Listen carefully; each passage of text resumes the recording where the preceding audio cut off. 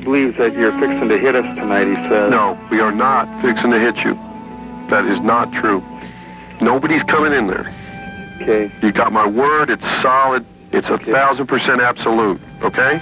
Okay. I know that everybody's skittish, but, you know, we just got to work on the kids. Yeah. Wait.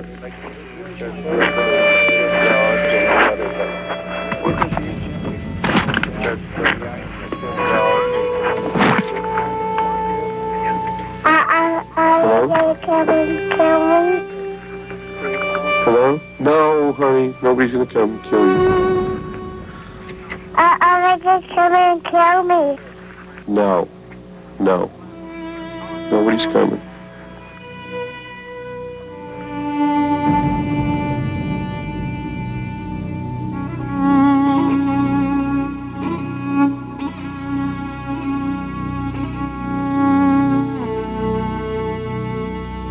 What is God intending to bring out of this situation? If we do our part as his servants, the government does their part as whoever they are in the plan of God.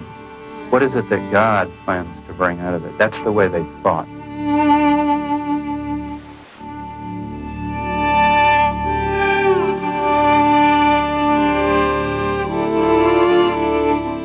We never went in.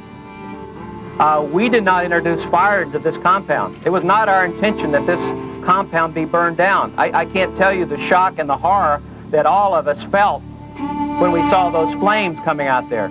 It was, oh my God, they're killing themselves.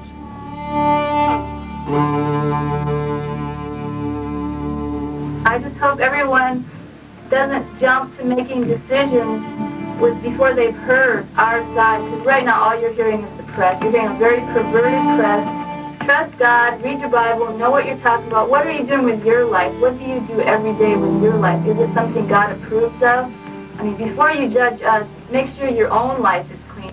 You know, I mean, we're being stripped naked.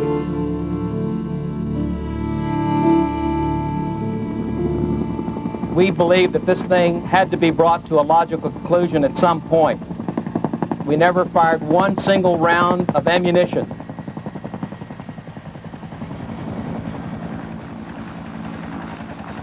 Were there rules of engagement by the FBI? What were they? Yes, they were, that they would not shoot unless someone's life was in danger.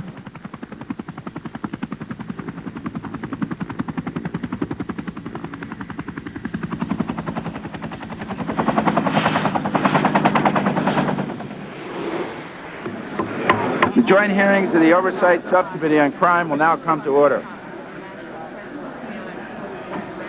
The gentleman from North Carolina, Mr. Coble, for 5 minutes. Thank the gentleman. In the fall of 1993, Treasury and Justice issued their respective reports about Waco.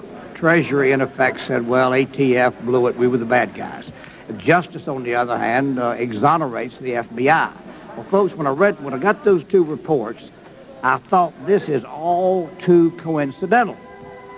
One group conveniently assuming blame, the other group waltzing away with no blame. I think this is the approach of what I call the lunatic fringe.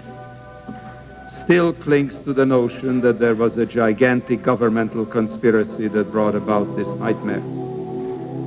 It is difficult to see how any rational human being subscribes to such a notion, but obviously many do.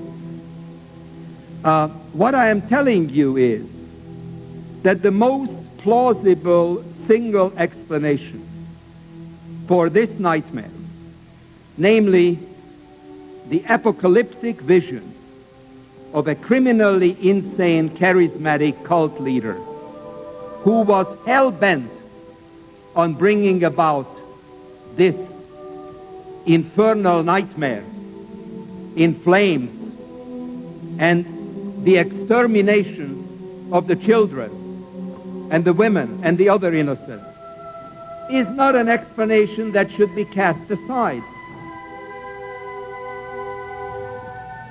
Revelation states that Christ has the key of David. Only he can open and none can shut. There's 150 Psalms there. Some people find it amazing, and I know every one of them. Vernon Howell thinks he's the Lamb of God, when all he is a cheap thug who interprets the Bible through the barrel of a gun. Now they're making self-serving statements that ATF opened fire on There the was an compound. element in the press conferences every day to demonize David, and it was through the language, cult leader David Koresh and compound and bunker, and militarize the situation so that nothing ever positive came out. There was never any sense of telling the public, well, who are these people? I'm Paulina. I'm Stephen. I'm Vanessa.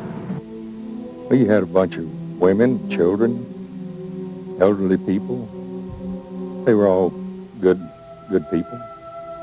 They had different beliefs from others, different beliefs than I have, maybe different beliefs than you have in their way of life, and especially in their religious beliefs. But basically, they were good people. I was around them quite a lot. They were always nice, mannerly. They minded their own business. They were never overbearing. They were always clean and courteous. I liked them. And what brings you all the way from England, a nice, lovely home of which I've seen and been in, what brings you to America, to a place called Waco, Texas, or Waco, Texas? Anybody want to speak first? I've always wanted to know, to understand the Bible, and I wanted to know about the 7 seals.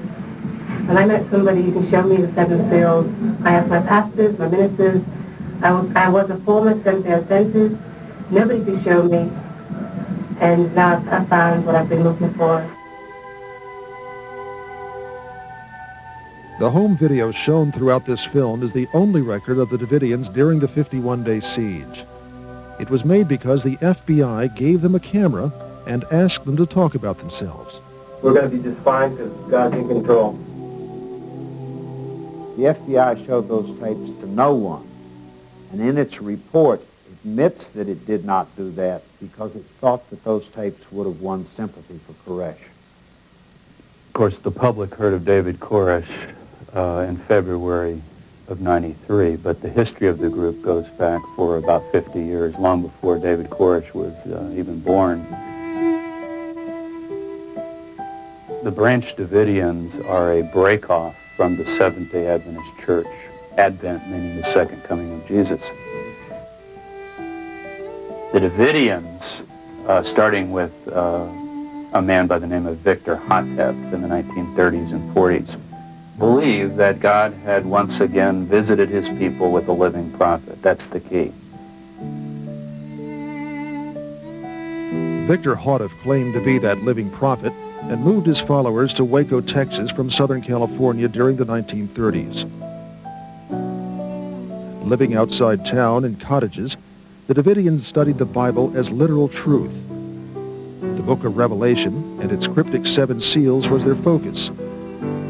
Christians generally believe the seals tell God's planned sequence of events leading to Judgment Day, and that their true meaning can only be explained by the Lamb of God, a Messiah who will come during the last days. 5 years after Hotep's death in 1954, all Davidians gathered at Mount Carmel. They believed Armageddon, the Bible's predicted final battle between good and evil, was close. We feel that world conditions are such, in line with prophecy, that all nations are soon to gather against Jerusalem to battle. In fact, we expect that to be this spring. The Davidian church almost disappeared after that. But Ben and Lois Roden kept a small group together. Lois led the Davidians after her husband died, and it was she who tutored young Vernon Howell as her understudy.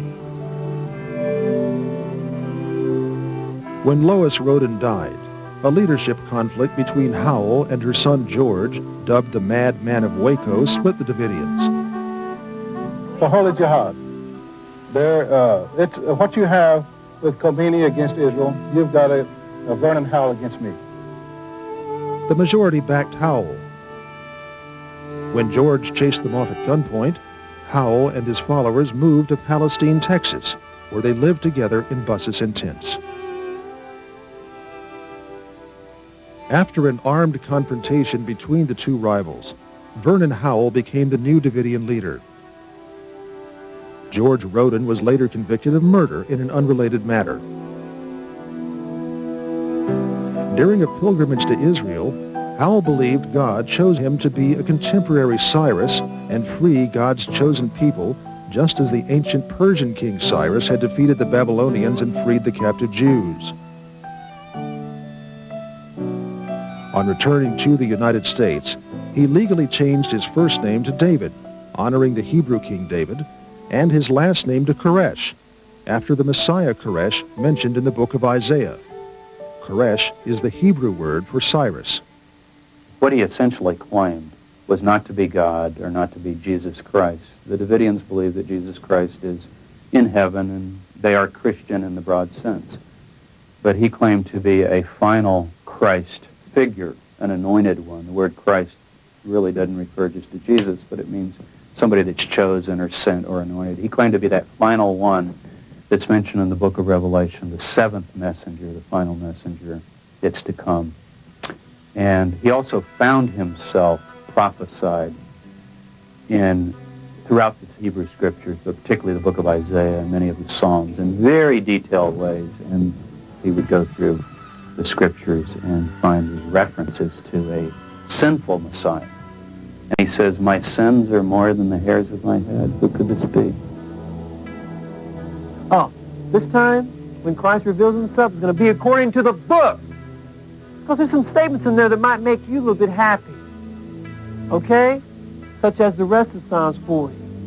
Lord, I have preached righteousness in a great congregation. What's he going to preach? Seven seals. In fact, the sinful Messiah phrase got picked up by the Waco Tribune-Herald and pushed in the wrong direction.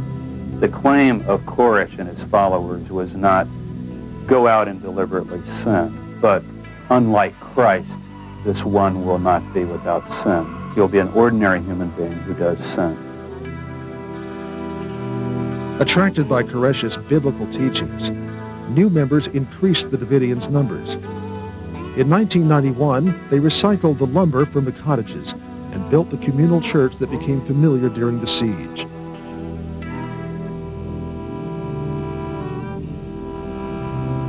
As a multiracial congregation of all ages from around the world, residents contributed both their labor and money earned by work around Waco to support the spiritual life of Mount Carmel.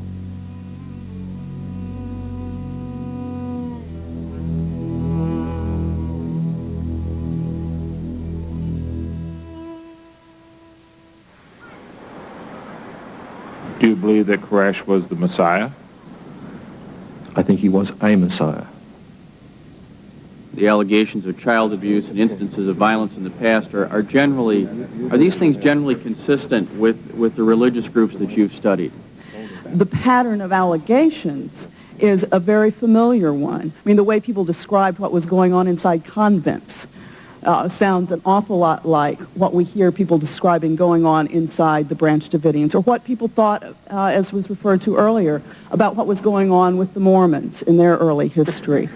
I think it's very important for us both to take those allegations seriously in the sense of actually investigating them, but also to realize that there is this predictable pattern once a group has decided that they want to live very differently and see the rest of us as wrong, that we're also likely to respond with a variety of kinds of fears and expectations and exaggerations. The two things about the group that I guess created the most sensation would be the reported sexual irregularities, polygamy, and so forth, underage women marrying David, and the arms. It makes nobody's business whether we have a gun or not at this place. Guns are the right of Americans to have. Our government's the greatest in the world.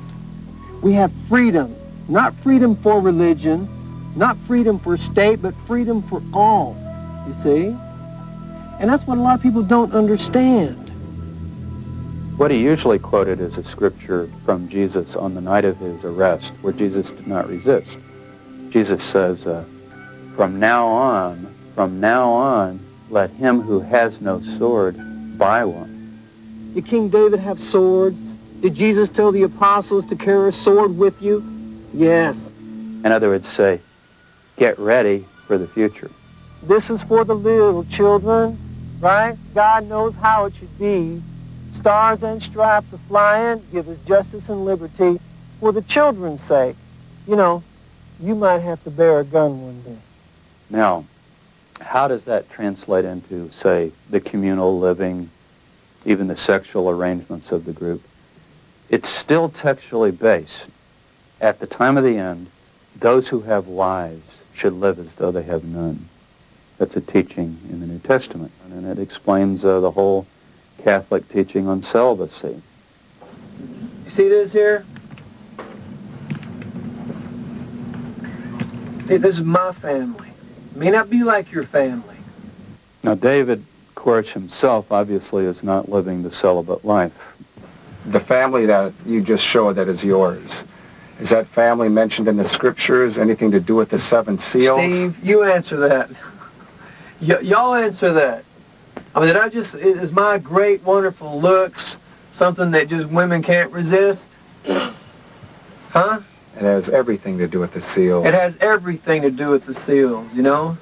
Despite all the sneers and snickers that would cause on the part of the public, what they believed is that although celibacy is the way for the group, that this figure, this final figure, has the obligation to beget 24 children. And he has multiple wives. It's in prophecy, in other words. Might have been convenient, but this is what they found. A lot of beliefs people have may seem abnormal or strange to other people. That doesn't mean that it's not right, though. And these 24 children are to become the 24 elders that are to rule the earth. And they found these various prophecies. He would have claimed, and did claim, that this was nothing to do with sensuality or sexual desire. Essentially, it was for procreation. And he believed that these children, through these selected wives, would be pure. And like no children ever born, they're the beginning of the new Eden. You know, our children know how to respect, they know how to be mindful, they know how to do right because they see it here. They see it in the parents. We subject ourselves to God. We're obedient unto God. We follow the pattern that God would have us to do. They would be raised completely in the community. They would have never eaten even the diet of the world, the defiled world out there, never watched TV, never participated in all the things that he saw as a corruption of the culture. That's how they would explain it. I think that all you who got kids in the supermarkets who run and scream and who eat all this junk food all the time and all this candy, I think if you look at the children, you'll see the actual product of the parent.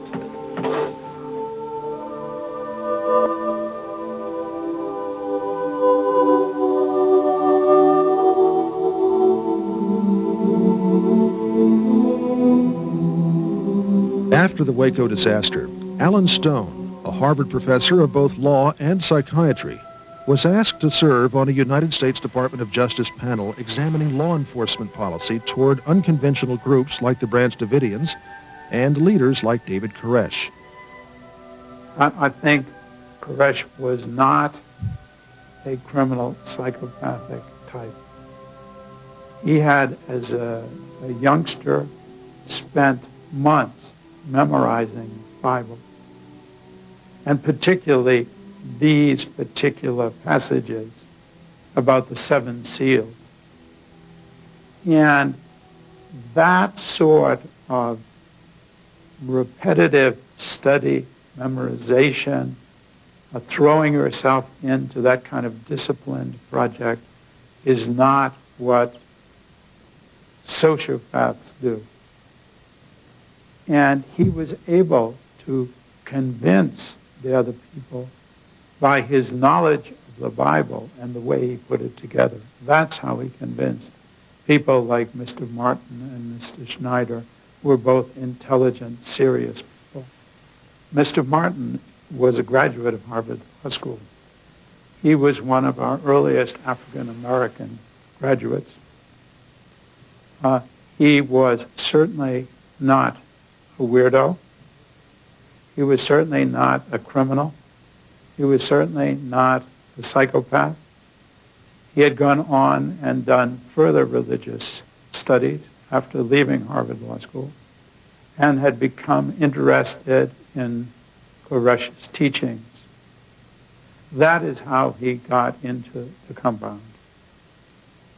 So the idea that these people like Snyder and Martin were somehow criminal types or people who had just been sort of buffaloed by Koresh, I think, is a most unfortunate mischaracterization. In contrast to somebody, though, like Jim Jones of the Jonestown disaster, You must die with some dignity. All to do is taking a drink and go to sleep. Koresh did not really exercise this stunning, spellbinding, mesmerizing, stare-you-down sort of approach. Nobody, you talk to the Davidians that have survived, none of them come out talking about, oh, boy, when David spoke, I just felt like, you know, it was God. That isn't how they talk. They don't even have that sort of pious feeling about it. Why do the heathen rage? What's their problem? And the people imagine a vain thing. What are they thinking? Their thoughts are make-believe. Well, it's a vanity. Their thoughts are vain. I mean nothing to myself. I want to know what truth is, and I'm searching for it. If he happens to be the vehicle that shows me, I thank God for it. I think he's great. Is he the Son of God? I hope he is.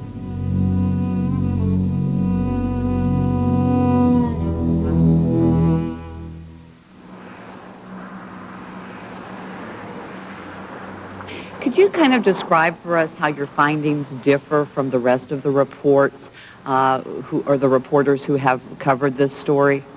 First of all, I want to say thanks for reading my book. Well, you're welcome. Always glad It's my to meet job. someone who does. The biggest surprise I encountered in writing this book is that I had no competitors.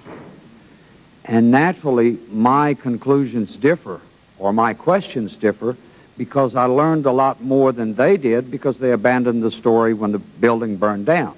Now, of course, there were some who didn't abandon it quite as quickly as others, but in general, this represents a major failure of the press in our country.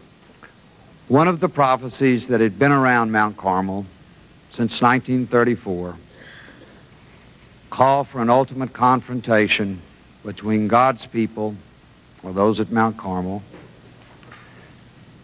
and the forces of an armed apostate power called Babylon. Perhaps with that in mind, in 1991, he began studying armaments and buying and selling guns. He pretty quickly found out there's a lot of money to be made at gun shows, and he and other people started going to gun shows. And they bought and sold. We now say, or the press now says, and most people say, they stockpile weapons. All gun dealers stockpile weapons. All gun shops stockpile weapons. We call those stockpiles an inventory. How can one use firearms as an investment? The guns that he was buying would go up in value, no question. Okay. And do you know other people who do that? Yes, sir. Not uncommon by itself. No, sir, not by far. There was obviously, firearms that were there, and there were a lot of individuals that had their own firearms, and there were, quite an amount of firearms. But being in Texas, we had people come from the community out to our property and shoot with us on our firing range. And it was not really a big deal. I went to a couple gun shows before. I'm not an enthusiast at all, to say the least. But I went to a couple gun shows. I met some people. And, some of our neighbors I would talk to had themselves, they had like 10 and 12 guns just in their little family. So I just kind of call it the good old boy syndrome, the good old boy, kind of mentality down in Texas. And it's a constitutional right. It's not, evil or demonized. Did you state in your book at page 122 that you thought that the ATF was seeking to enforce unconstitutional firearms laws? I found a scholar who studied the constitutional history of firearms laws and whose opinion is that they may not be constitutional. I was quite impressed to find out that that argument could be made and thought readers deserved a chance to see it. Well, now that you've studied it and written and promoted it, what do you think now? Whether or not they're constitutional? Aren't you worried about that? Yeah, whether they're constitutional. If the findings of these professors are trustworthy, that is a question to be litigated in the courts.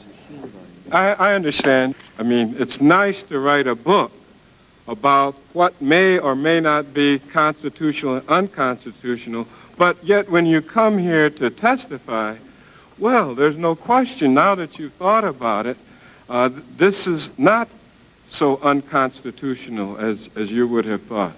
Now, just a moment. I didn't. Mr. Chairman, I think it is incumbent upon all of us to extend courtesy to these witnesses, and I don't see what harm would result or ensue if the gentleman were allowed to explain perhaps a response he didn't get a chance to do.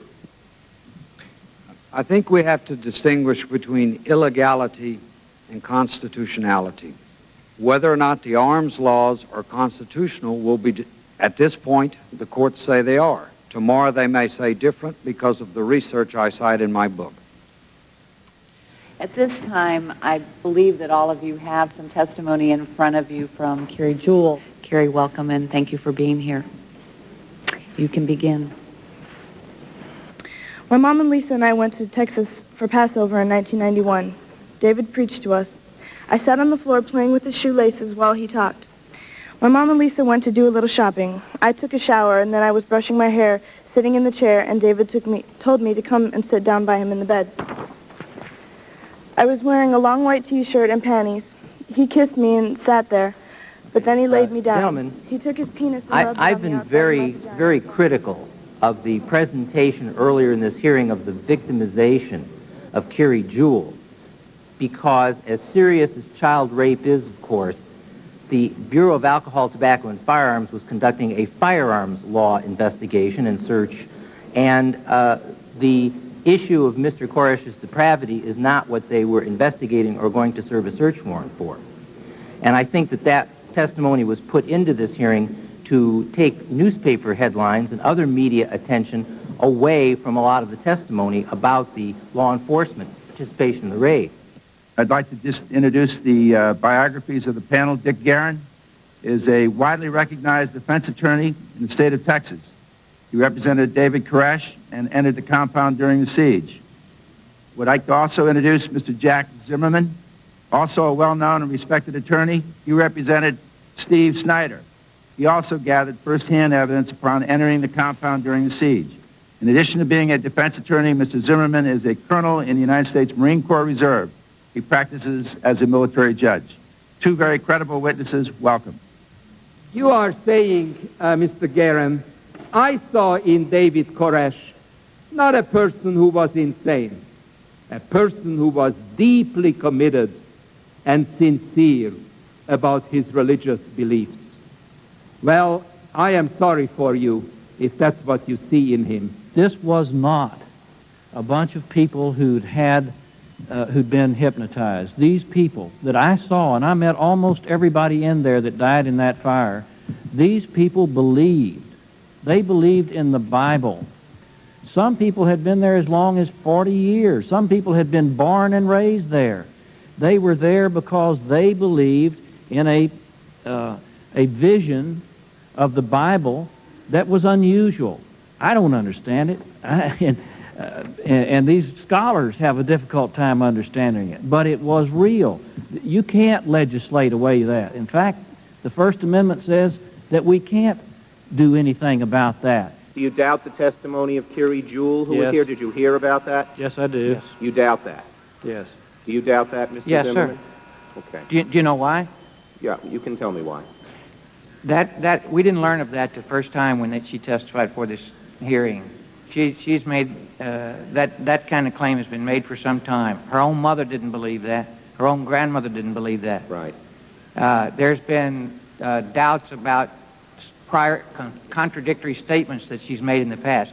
Now, it may be 100% true. Just it may be reclaiming 100% my time true. because my time is up. In my judgment, in many ways, these witnesses are trying to simply deny things that just about everybody else accepts as fact about David Koresh. And I'd like... We worked on that for a couple of years. In fact, we had the Department of Human Services go out and interview some of the kids and whatever they could do. I had people go out with them to interview. To this day, we don't have a case that we can make against Vernon Howell or anyone for child abuse. Even though the news media here and other people kept saying this is what happened. A man from Australia said this is what happened. But we could never get them to give us anything more than just, we know that's what happened. You have to have proof to go into court. Keep in mind, too, that most of the girls who were involved were at least 14 years old, and 14-year-olds get married with parental consent. So if their parents were there and letting things happen in the way of sexual activities and what have you with their 14-year-old kids, you have common law husbands and wives. I don't say that I agree with that and that I approve of it, but at the same time, if parents are there and they're giving parental consent, we have a problem with that in making a case. My investigations convinced me that David Koresh was guilty of statutory rape. But I don't understand why 2/3 of the search warrant is about child abuse and statutory rape when the ATF has no jurisdiction over those offenses. We determined that at the compound, machine guns were being manufactured and explosive devices. Our goal through this investigation was to execute a search warrant on that house to obtain those illegal weapons. In addition, it had reason to believe that Koresh and his followers might pose a danger not only to themselves but to the surrounding community. I think in the case of the Davidians, if people had listened carefully to their rhetoric with an ear toward an understanding of religious apocalyptic language, would probably not have been worried about them using these weapons against their neighbors. In a word, what the search warrant found was gun parts.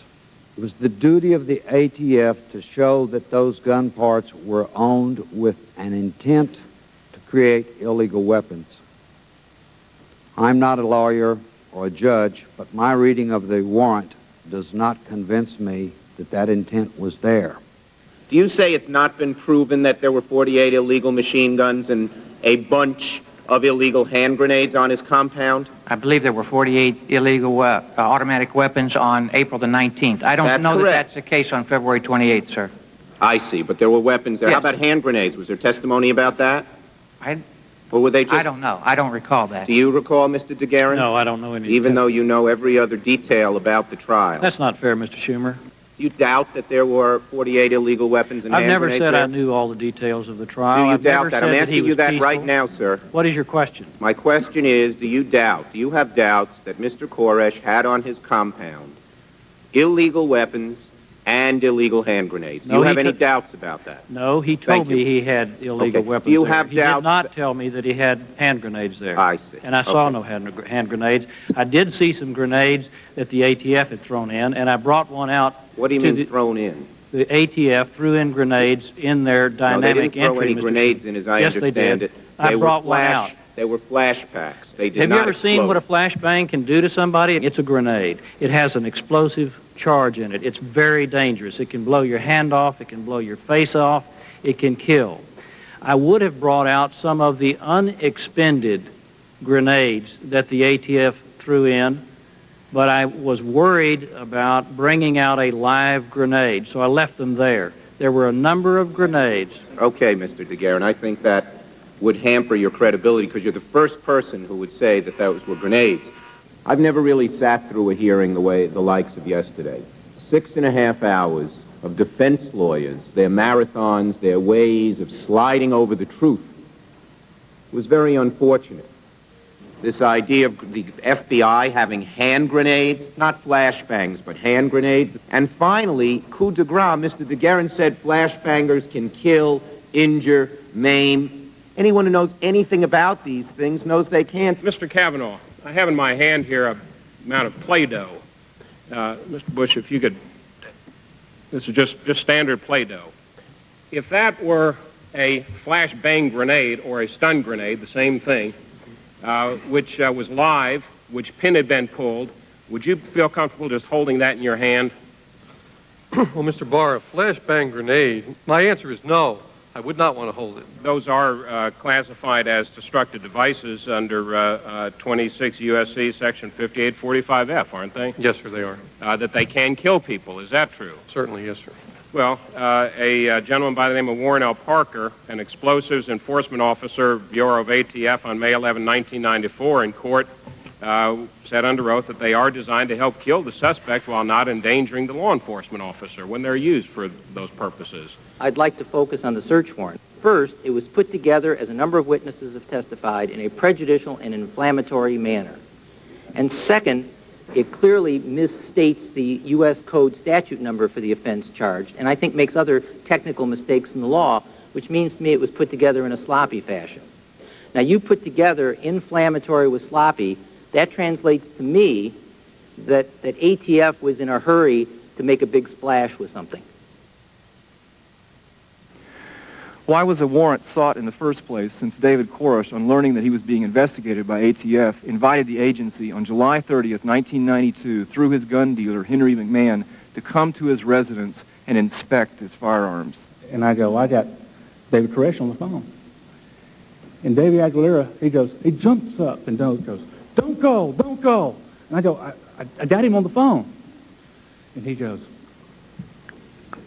they never once followed up on that offer, never even tried to follow up on that offer. I can't imagine any circumstances that I would not take up such an offer. Perhaps what the ATF thought were violations of the law were really things that Mr. Koresh thought were legal. Suggests perhaps that what they really wanted to do was to conduct a raid, not make an arrest or conduct a search. In the opinion of the agents, this, the planning for Waco and the manner in which it was done for the purpose of publicity. Mr. Hartnett, there's a rumor, and surely it's unfounded, that the publicity person or public relations person for ATF had released some kind of a press communication the night before to media around the country that something big was going to come down in Texas. Yes, and we heard that, and she called a reporter to ask if he was going to be in. Why did she do that? She wanted to be able to get a hold of them if there was a story and they recovered these arms. Wouldn't it be ample time after they were recovered? Oh, yes. I mean, What happened is that I contacted Channel 8 and Channel 5 in Dallas. I just said we might have something going on here in Dallas this weekend, and I'd like to have a weekend contact number, and that's what I was given. What was the purpose of contacting them? Were you actually seeking publicity for the agency? Absolutely not, sir. Okay, maybe then I don't understand the purpose for contacting them. With its appropriations hearings a week away, a large successful raid would produce major positive headlines to counter the ATF's reputation as a rogue agency whose debacles blackened the reputation of other agencies.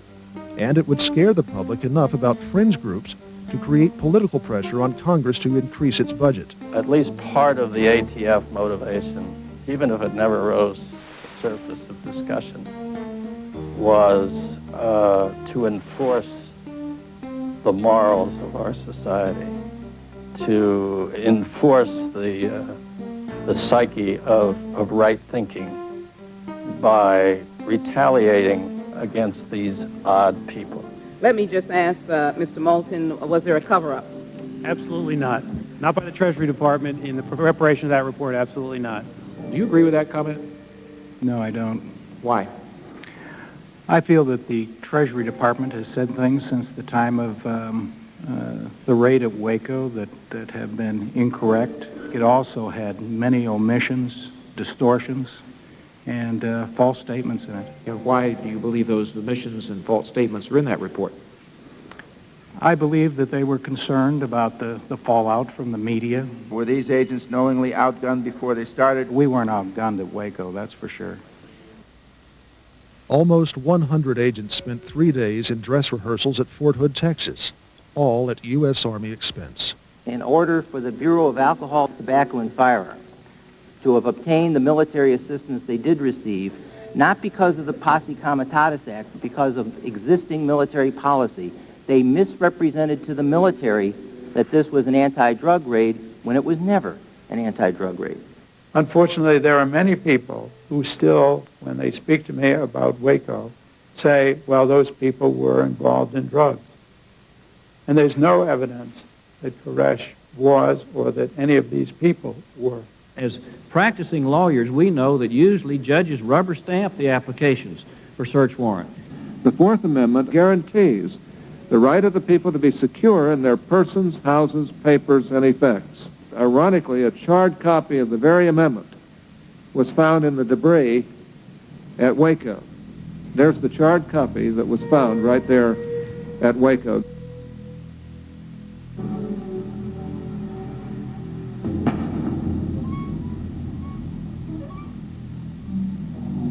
The morning of February 28th, ATF and Texas Department of Public Safety officers blocked the roads leading to Mount Carmel Center.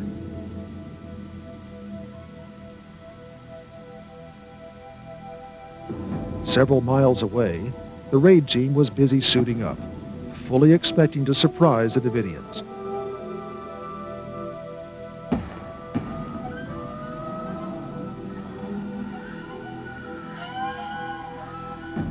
Sharon Wheeler had ample videotape for the many cameras that agency officials thought would record a major publicity coup. Most of the 130 men, women, and children inside Mount Carmel learned about the raid only minutes before it happened. The news people were out there 30 minutes before the raid. That's how supposedly they were tipped off by a news person. About the time I got there, David came in from the other side, different side of the room, and came in and said that they'd heard that somebody was coming, and he wanted everybody to remain calm and go back to their rooms and just stay cool. He would go down the front door and talk to them. You're with Koresh, correct? He gets very nervous. Did you request that the raid be called off because the element of surprise had been lost? Yes, sir. I arrived at the command post, and the first thing I asked was, "Where's Chuck? Where's Chuck?" And they advised me that he had left. At that time, I started yelling, and I said, "Why? Why? They know we're coming. They know we're coming." I did not feel he knew that we were coming at that time. When I talked with Robert, like I testified before, I took notes while we were talking over the thing, and I've read all of Robert's statements.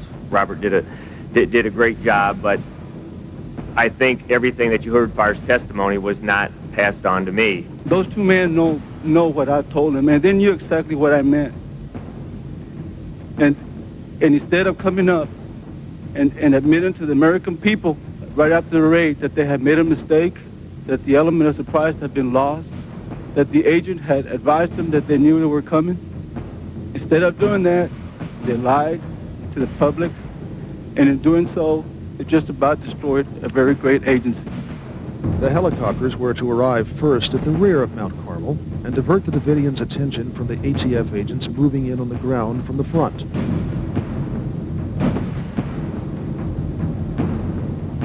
Approximately 9:15, we saw 3 helicopters, 2 small ones and a large one.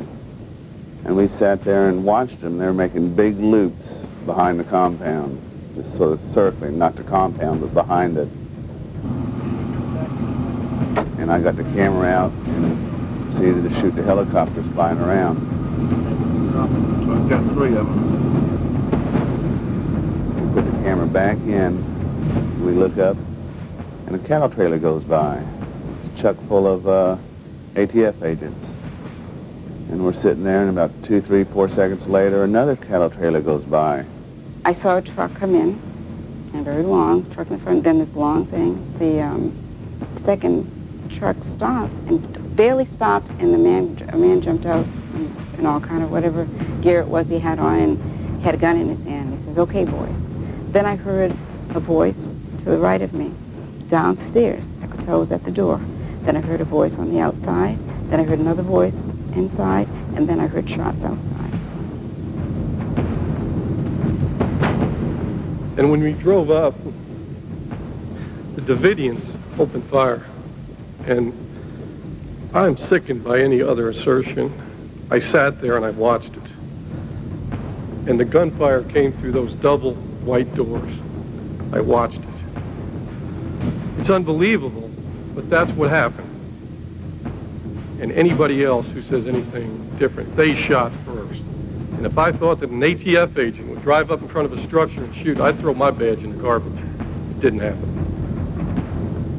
If the Branch Davidians intended to ambush those people with 48 machine guns and 50 caliber machine guns, and they came up in unprotected cattle cars with nothing but tarps on them, they would have blown them away. So that convinced us that they did not, that is, the Davidians did not fire first. I sat by that door for several hours. I went in and out of that door 10 times, and I saw the bullet holes on the door on the right side. Almost every bullet hole was an incoming round. And what I mean by that, it's a metal door. You could easily tell that the bullets were incoming rounds. They were punched in.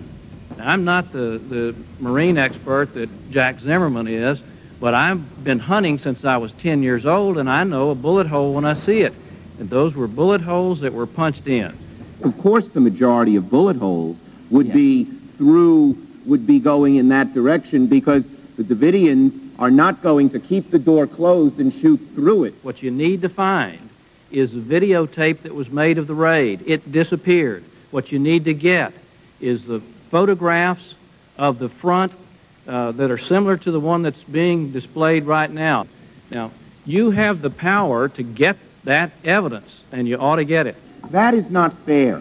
That is not a proceeding that is right. If we want to go over the issue of who fired first, then we should... Wait a second. I'd like to finish my point. It's not a point of order. It is a point of order. It is not a point of order. You are out of order. Zimmerman. I will just make one comment to the witnesses relative to the videotape in the front door. We have consistently asked as a committee to get a copy of a videotape, which they now say is blank.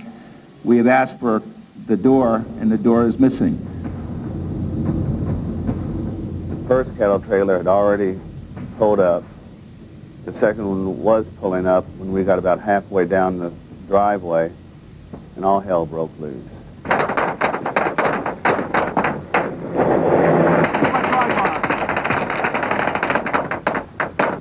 Okay, when's that?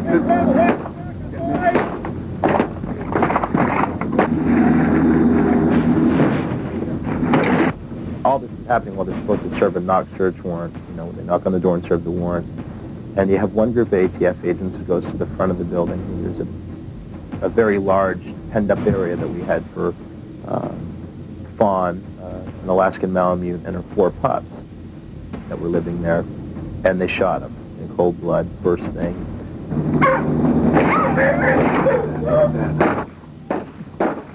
This was an unreasonable search done in an unreasonable manner with excessive force. And the law is clear. Even an arrest by lawfully constituted officers can be resisted if, before anything else happens, those officers use excessive force. They, of a couple of agents or a couple of detectives walking up to somebody's front door and knocking on a door in 3-piece suits to execute a warrant of any kind is over. And that's where we stand. We stand between the Koresh's of the world and everybody here. We stand there. Law enforcement.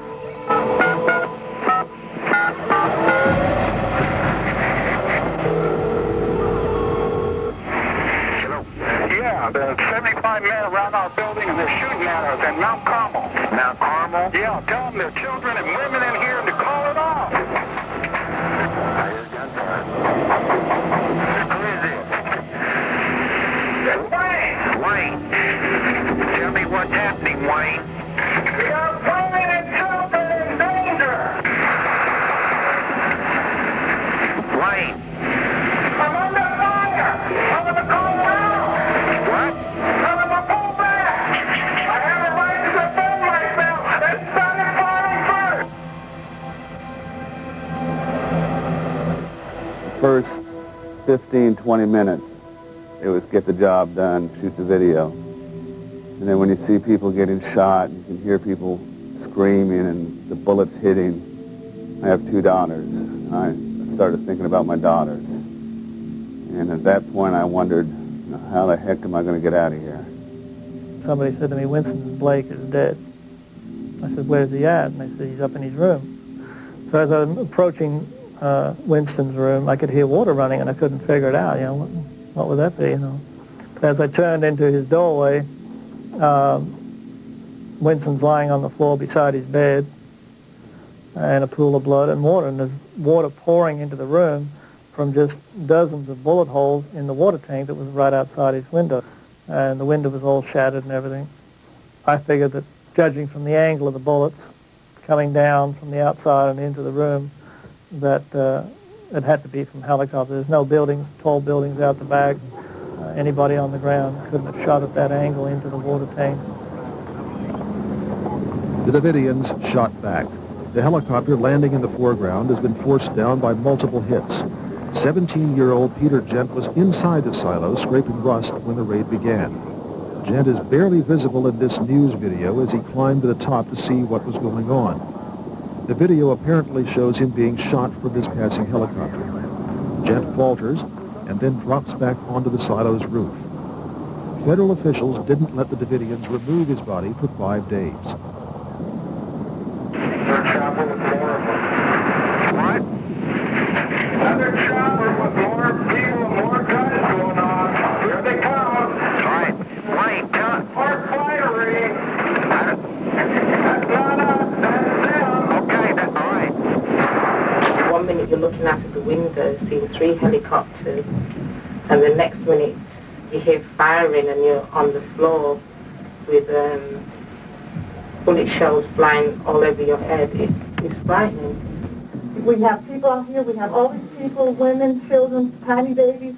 These men came in here and they started firing on us. The bullets came through the walls and people were killed, people were injured. And this is America. What happened there with your finger? You were just sitting there? I was told you were nursing the baby? I was sitting here kind of like, I'm not exactly sure it happened so fast, but at any rate, it went up this finger into my hand and out my shoulder. Hey, when's that? Gentlemen! Gentlemen! Hey! Ambulance! Ambulance, got it! We're sitting there, and ATF agent says, newsman, call an ambulance. We need an ambulance. Don got back into the car, and just as he was reaching the car, he opened the door, and a bullet went through the door jamb, and he dove into the car. And we had to physically make the phone call. And this is, from my understanding, the first time that an ambulance had been called. And this was well into the gun battle. For some reason, they didn't have any communications. Why would we have to call for an ambulance? Nobody was going to get us out. The Fleming County Sheriff's Office, who always did a good job in this case, could not get us out of this. We couldn't call 911. I mean, we couldn't call anybody.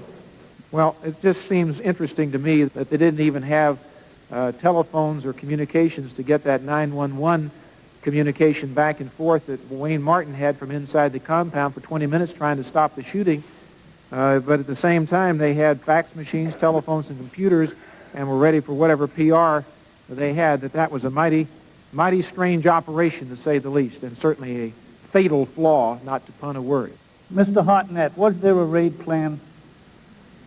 We had pieces of it, if you know what I mean, that they hadn't brought it together. It was right in the middle of an order going out to the field, giving them specific instructions on how to, written raid plan, how to bring it together and forward it forward. Well, it was out for coordination at the time. What I received was written, but very, very abbreviated.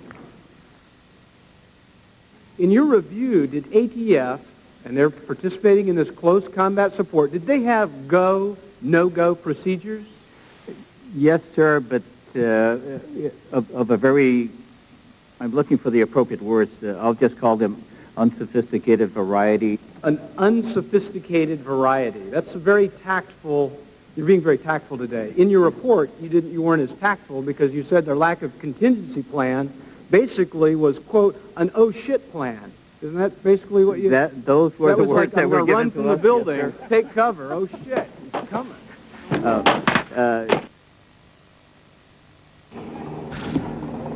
They were throwing everything at us, and their guns sound like cannons, and our guns sound like pop guns. We had 9mm. They were hitting us with 223, AK-47s, 50 calibers. But it was more than you can imagine. We're under fire! Okay, stand by while I make contact with the forces, okay? We need to try the radio band one more time on our frequency. You call DPS. Hold on just a minute, Wayne. Hello. No, I have not. And nobody's responding to the damn radio. They want everybody to back off and talk. I'm trying to get what radio frequency. They told me the radio ran. We're not getting a response. I can't believe this.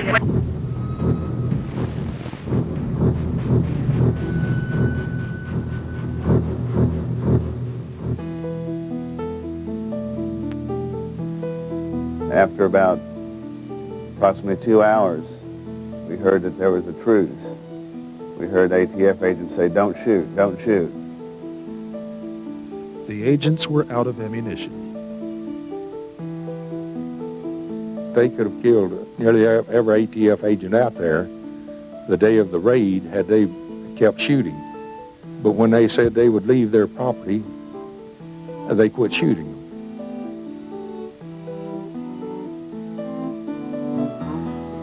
You got to argue with me, you come and argue with me.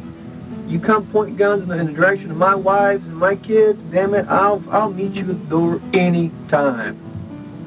And I'm sorry some of you guys got shot. But, hey, God will have to sort that out, won't he? And Chair, I recognize Mrs. Taylor from Mississippi. Do you have any combat experience? 26 months, sir. Commanded 2 artillery batteries in Vietnam. In Vietnam? Yes, sir. Ms. Zimmerman, have you seen anything or heard anything that would lead you to believe, or read anything that justifies the murder of those 4 ATF agents and the 20 more who were wounded by the Branch Davidians by David Koresh and his followers on the morning of February 28th? The jury in San Antonio found that the killings of the 4 agents were in self-defense. They were acquitted of murder, sir. Did you know that? They were acquitted of murder and acquitted of conspiracy to commit murder. Every single defendant, all 11, were acquitted of murder. Are you going to tell me that every murderer in this country who's walked was really innocent? Well, you asked me, did we know of anything that would say that they weren't guilty of murder? And the answer is yes. If the ATF accidentally or however opened fire on people in their home and all they did was defend themselves in their home, then under the law, that's justifiable homicide. It's not murder. Is there any way that somebody could believe that justifiable homicide could be used as a defense here? No, Mr. Schumer. They shot through the doors. They shot through the ceilings. Assertions that we had helicopters or men from Mars shooting at them is nonsense. Our agents were laying on the ground, shooting at a tower 3 stories high. Should we be surprised there's bullets in the roof? Of course. I agree with you, Mr. I'm sorry. Thank you. You must understand that not one agent who was at the raid on the scene on the 28th made a written report of it. That's highly irregular. On March the 1st, the ATF initiates a shooting review. Johnston, the assistant United States attorney, advised Hartnett to stop the ATF shooting review because ATF was creating Brady material. Brady material, ladies and gentlemen, is information that might tend to show that someone accused is innocent. They tried to explain this to say, well, that just meant, you know, we don't want to, compromise the prosecution. You don't want to compromise the prosecution by revealing evidence that might tend to show that somebody is not guilty of the charges? Well, that's not where we are in this country, I hope. That's just one agency. All the other agencies back there are going to back them up. That's including our federal government. We, the people, don't run this government anymore. They do. and they tell all the lies they want.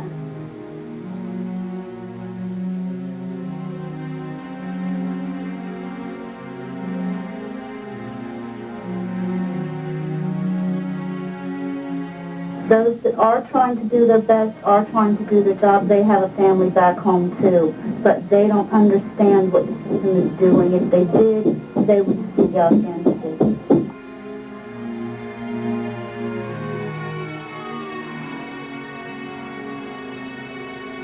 Shortly after the wounded arrived, armed guards stood sentry at the hospital entrances.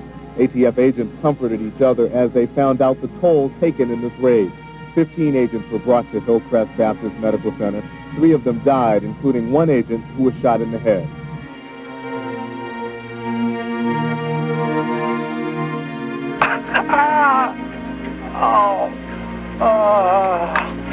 Oh, God. Oh. Are you okay? I'm bleeding again. I coughed. Wait a minute.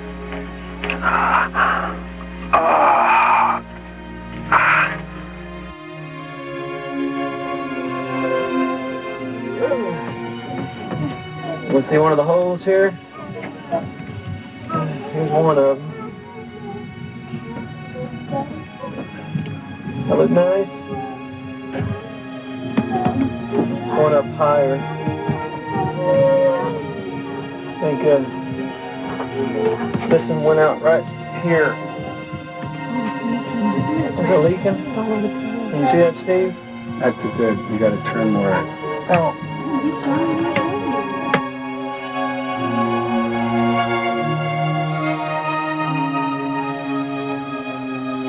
If you die, you tell me, if you die from that wound, I want you to tell me what's going to happen. Well, I'm not going to be around anymore, am I, to influence anybody, right? Well, David, listen. No, Jim, listen. This has been painful Jim, for us. Come on. Listen, Jim.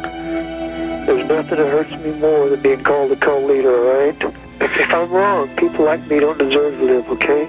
Listen. You understand me, Jim. If you let the people think, because, they're all scared around here now. Don't burn our building down. No, we won't do that. Don't shoot us all up. They've got to have that time. David, if you die, you're leaving your people helpless. Look, they're God's people. But if I'm just an instrument, okay? I show them out of a book what God teaches. But it is for them to decide.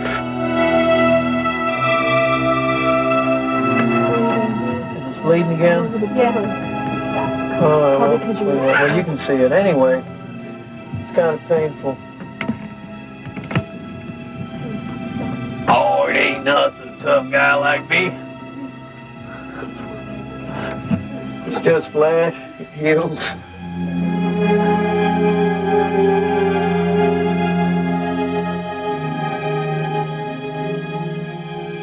Some Davidian mothers sent their children out of Mount Carmel. As they were delivered to a rendezvous point, news reports said 3 Davidians tried to escape by shooting their way past ATF agents. The story was false. Sunday, my husband was killed by ATF agents. I want everyone to know that that was totally against. He was just coming home to his family. He didn't kill anybody. That's all. Investigators in a military helicopter discovered the body approximately 350 yards from the cult compound. He was the victim of gunshot wounds on it, and basically that's all I can say about that right now. On the phone front, Jim Cavanaugh was trying to get David Koresh to trust him. Well, I think we need to, set the record straight, and that is that there was no guns on those helicopters. There was National Guard officers on those helicopters. There was no guns on those helicopters. That's a lie. That is a lie. He's a damn liar. Did you hear that? I know what he said, but it's not true. He says he wants to talk to you now. Okay. Now, Jim, you're a damn liar. Now, let's get real. David? You listen to me. You're sitting there and telling me that there were no guns on that helicopter? I said they didn't shoot. There's no guns shot. You are a damn liar. Oh, you're wrong, David. You are a liar. Okay. Well, just calm down. And, let me tell you something. That may be what you might want the media to believe. But there's other people that fall too. Now tell me, Jim, again. You're honestly going to say those helicopters didn't fire on any of us?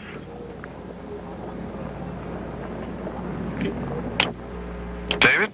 I'm here. Yeah, what I'm saying is that those helicopters did not have mounted guns, okay?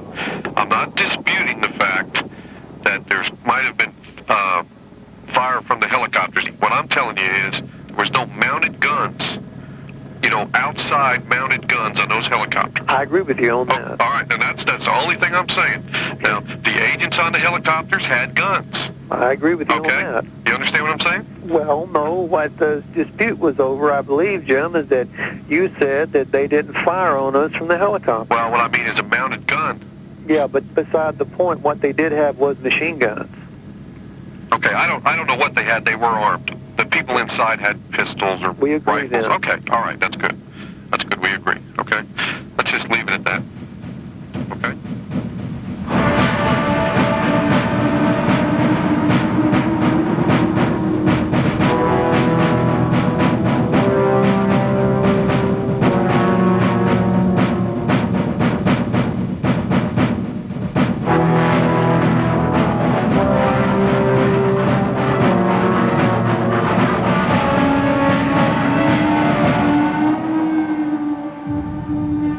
On March 1st, the BATF handed control to the FBI.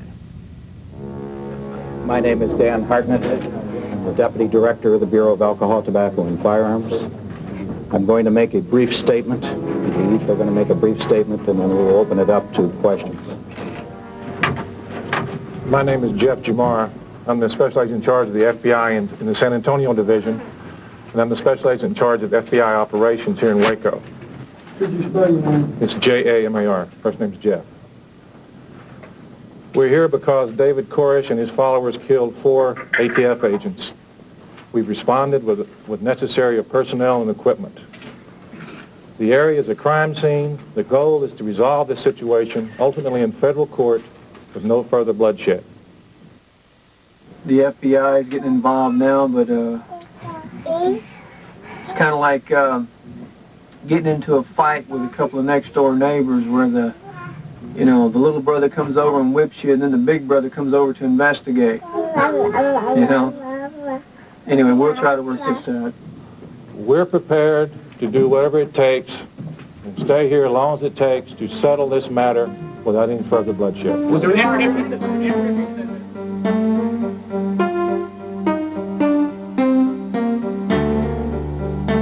The Davidians were completely surrounded. FBI snipers were placed in sandbag positions here and here.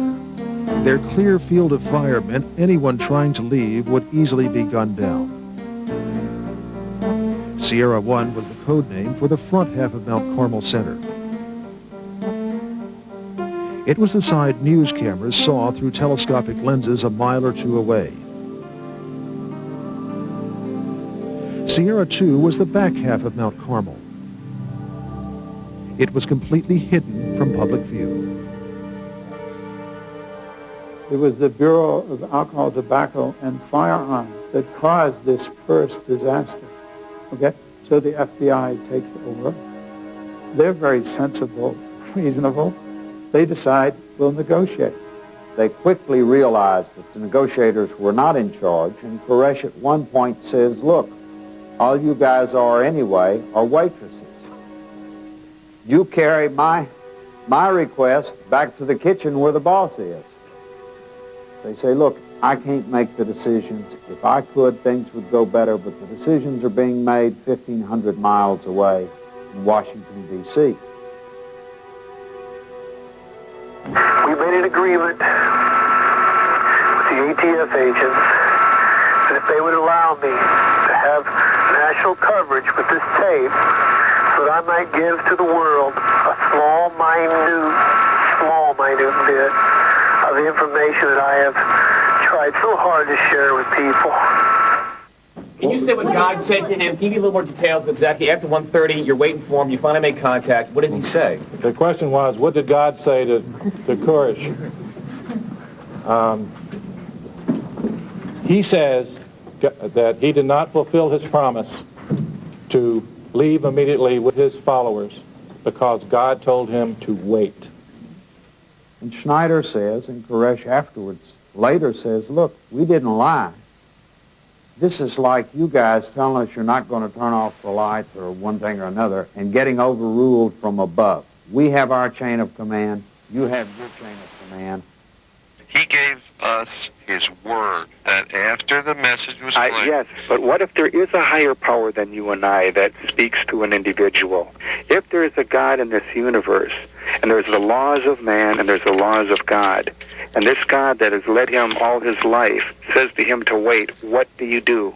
When the FBI said that 5 times Koresh promised to come out and didn't, Dr. Arnold, Dr. Tabor, and I sent a message to them.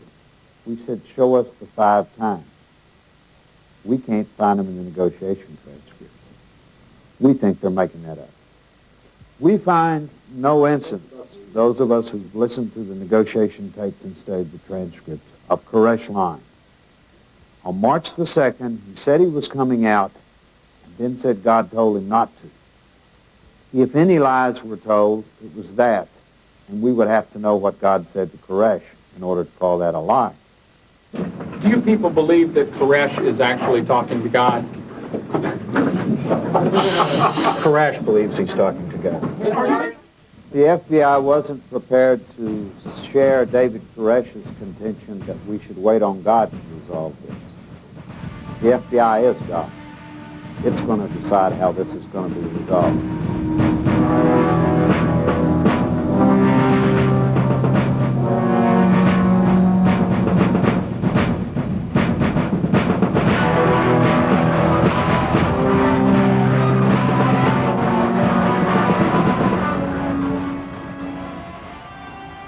Bringing these tanks and stuff around here, I tell you what, being an American first, I'm the kind of guy that I'll stand in front of a tank. You can run over me, but I'll be biting one of the tracks. No one's going to hurt me or my families. That's American policy here.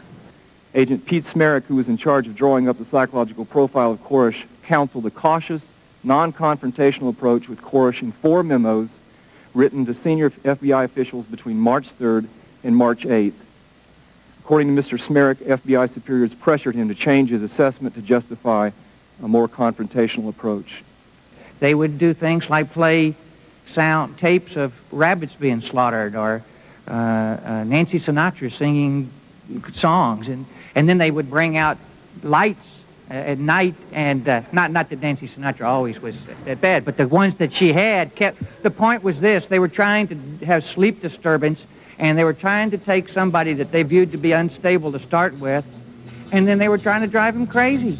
And then they get mad because he does something that they think is irrational. You keep playing where you shouldn't be playing, and you keep thinking that you'll never get burned. Ha! I just found me a brand new box of matches, yeah. And what he knows you ain't had time to learn. These boots are made for walking, and that's just what they'll do.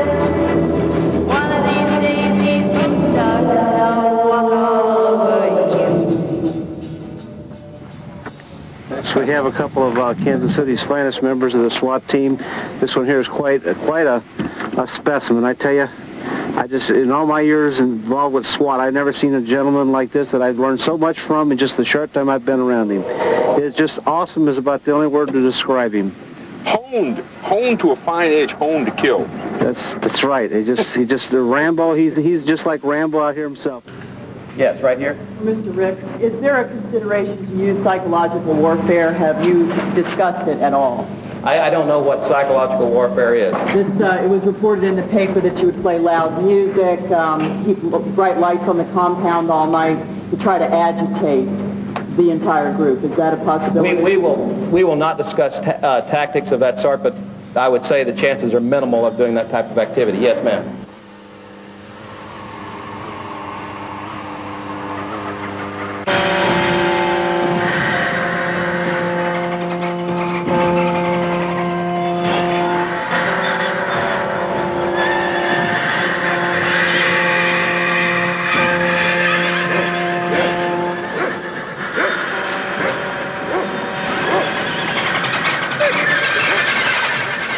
47 finds reporters facing a banner reading, "God help us, we want the press." Reporters respond with a statement of their own. God help us, we are the press. Warren, is there any way of getting some leaflets down to the media? Bill Latham drove from Dallas-Fort Worth to volunteer the services of the Ku Klux Klan. We're just tired. I mean, we've been watching this up there in Fort Worth and Dallas, and we're just tired of watching it drag on like this. I mean, either give them an ultimatum, give them a deadline. When I first was asked to be involved as a member of the panel, I thought the main problem was going to be understanding the psychology of the people inside the compound. But as I got into it, I quickly became aware that the psychology of the people outside the compound was more important to an understanding of what happened.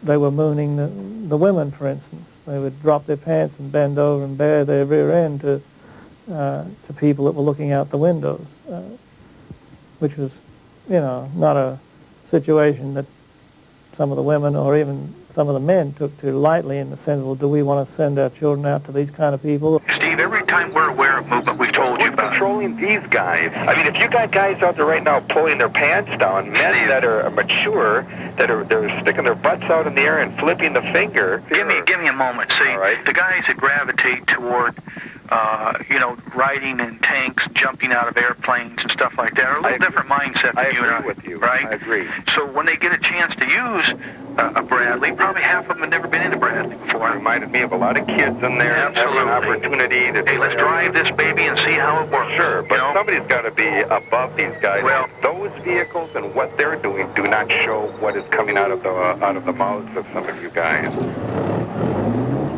Let me give you an example. Now that we brought this up, we had a burial for one of the people out front. Peter Gent was buried out front, and the tanks ran over his grave over and over and over again, just totally like it wasn't even there, and they knew that's where we buried him. And they just kept running over it and over it, and we were disgusted with that. We talked about that quite a bit.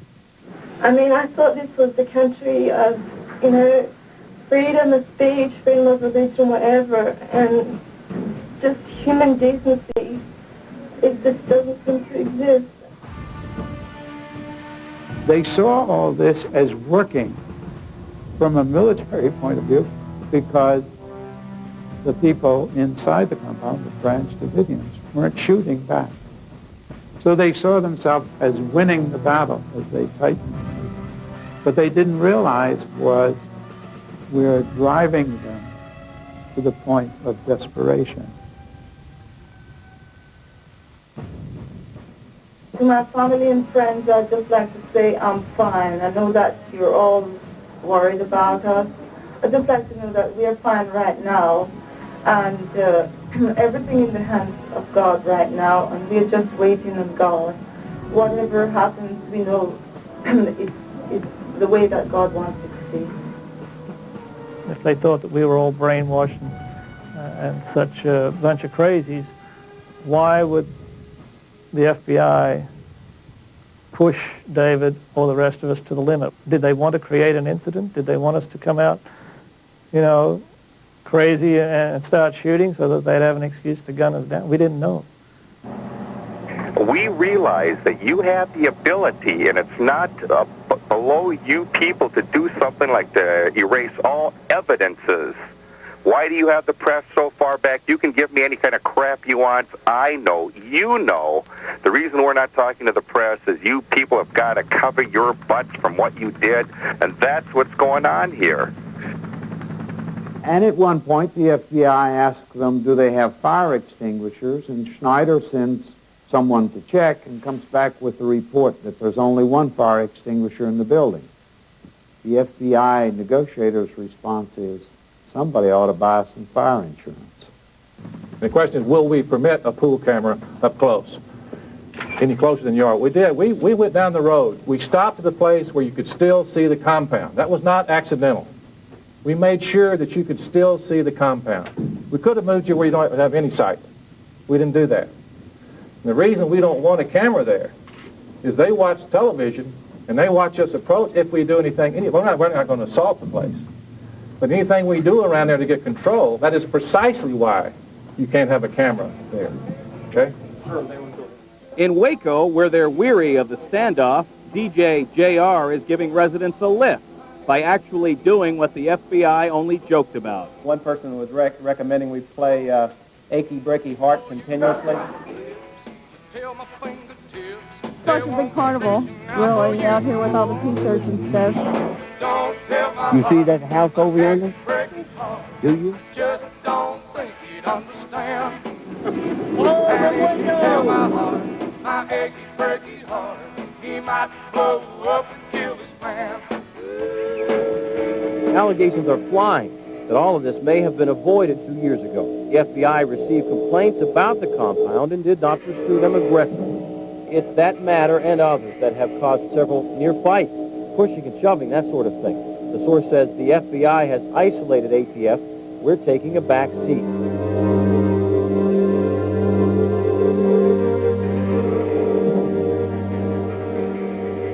Everyone in Mount Carmel was free to leave.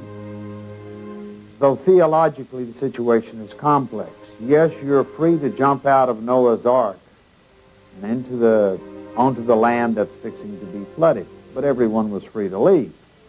Some did. Anyone could have left, but theologically it was not a good idea. You were risking your soul if you left.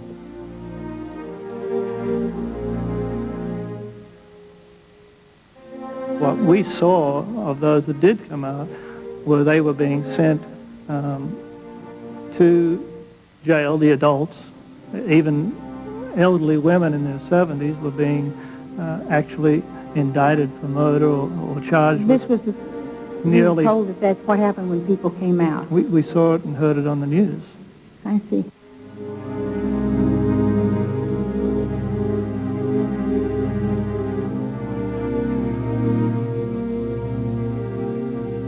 Dick, over the radio, there's been a number of people that have wanted to come in and be a negotiator between ourselves and you. I do believe it would be in the best interest of all if there was a news person in between yourselves and ourselves.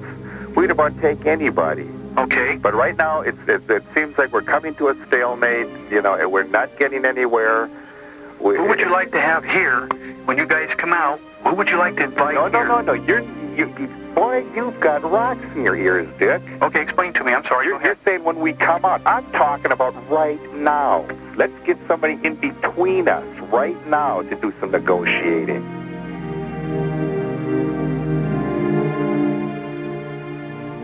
We have a woman who believes in her heart and soul that she can get her grandson to lay down his arms and come out.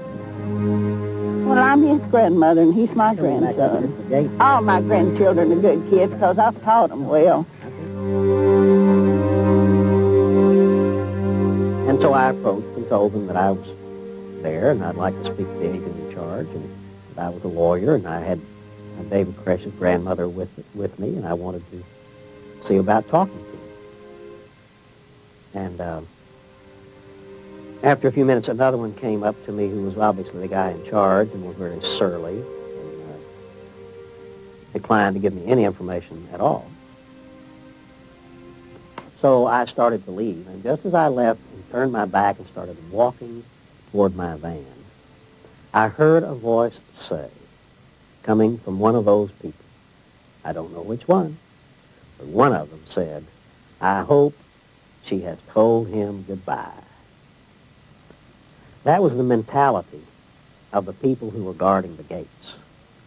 Those were federal law enforcement authorities.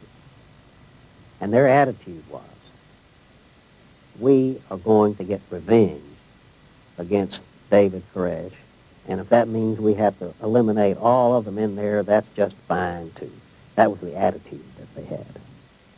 On a special live call-in show here this morning, listeners had strong opinions on how they think this tragedy should now be handled. A majority seem to want law enforcement to end it all quickly. Good morning, Waco 100. I'd vote for go in and just take him out. All right. Well, I do believe, and I think they ought to go in there to get it over with, because I think it's costing us a lot of... What could have been done to get the Davidians out of that compound without bloodshed? We were on the way to doing that. On April the 14th, there was a major breakthrough, and that breakthrough was David Koresh's letter to me, which I promptly gave to the FBI, that said that he'd received his mission, that he was working on writing his interpretation of the Seven Seals, and that everyone inside was relieved that they didn't have to die now, that the prophecies were not being fulfilled now, and that this would be resolved. People don't understand how important that was. David Koresh and his people believed that God's message for our generation could not be written and should not be written. And David Koresh had never before written down his ideas. He believed that he had received a message from God saying, "Now, David, write. Before I told you not to, now I'm telling you you can." He waited 51 days, and then he said, the word came to him and said, "Write," and he wrote. This was brought out the day of the fire by one of the survivors. He was keeping his promise of April 14th. We believe they would have all come out safely. This was pulled out of the fire, the tapes were, and then this then was written up as evidence that he was working on that message on the Seven Seals. All they had to do was say, "We've got a disc, we're going to be sending it out." When the FBI advised me of their plan and the possibility of the insertion of gas, I did notify the White House counsel, and I kept in contact through the White House counsel. I'm sure the White House counsel advised the President. We're missing some of your telephone logs, particularly April 17th, 18th, and 19th, and our problem is that they've all been redacted. And is there any chance that we could get those? I can't be helpful. Nobody's ever asked me, but I have a copy of these same logs, and you're welcome to them as far as I'm concerned. Except, I have to tell you, the 17th and 18th were Saturday and Sunday, and so therefore there wouldn't be any. These are basically logs of people who called and left a message for me to call them back. Not necessarily everybody I talked to. What I was faced with was a situation where the negotiators said, "We think we have reached an impasse. Nobody else is coming out voluntarily." We looked at the entire situation and we made the best judgment we could. I'm very satisfied that in the information furnished to me by the FBI, I was informed. Do you know if Attorney General Reno was ever advised that there was this new development before she made her decision? I don't know, because I doubt it, because it was not from our understanding of it, and the judgment was looking at what they were doing. Maybe that she was not. I don't know, but there wasn't any reason to, because it was not a serious plan. It was just another delaying tactic. The FBI testified before the House hearings that the negotiations had reached an impasse. They told the Attorney General they weren't coming out, and that there was a stalling tactic, and they weren't working on the Seven Seals. Their own negotiators had reached an agreement knowing that the first seal was finished, and in order to get proof of it, had sent in typewriter ribbons so that they could get that proof in their hands, and yet the very next morning they launched the gas.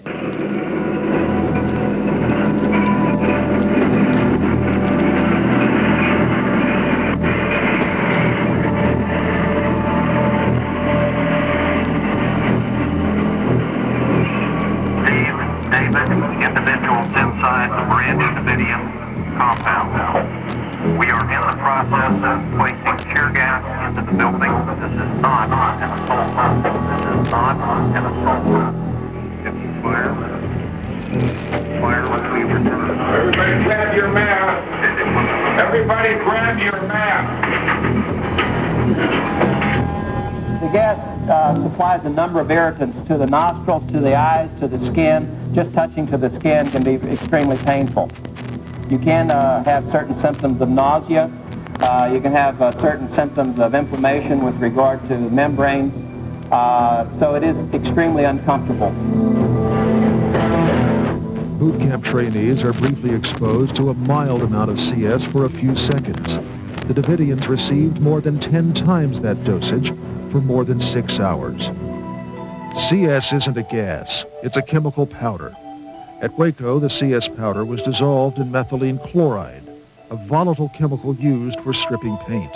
Together, they formed an aerosol mist when sprayed through huge steel injectors fitted onto the tanks. In closed spaces, CS alone can cause unconsciousness, death, and can be ignited by a spark into a fireball. When CS burns, it produces hydrogen cyanide, the same gas used in prison gas chambers. Did you tell the Attorney General that infants would not die or be harmed? I told her there is no increased sensitivity to the effects of CS on infants, young adults, and older people. Say bye-bye. Say bye-bye. There she goes. Say bye-bye. I believe that using CS gas against infants, against old people with respiratory problems, there were 60, 70-year-old men in there, and there were young children. That's torture. And I can just see those kids barfing, vomiting, screaming, because you can't possibly have a gas mask that'll fit a little kid. Didn't their report say that gas masks don't fit on these babies? That's correct. And didn't they know that? They should have known that.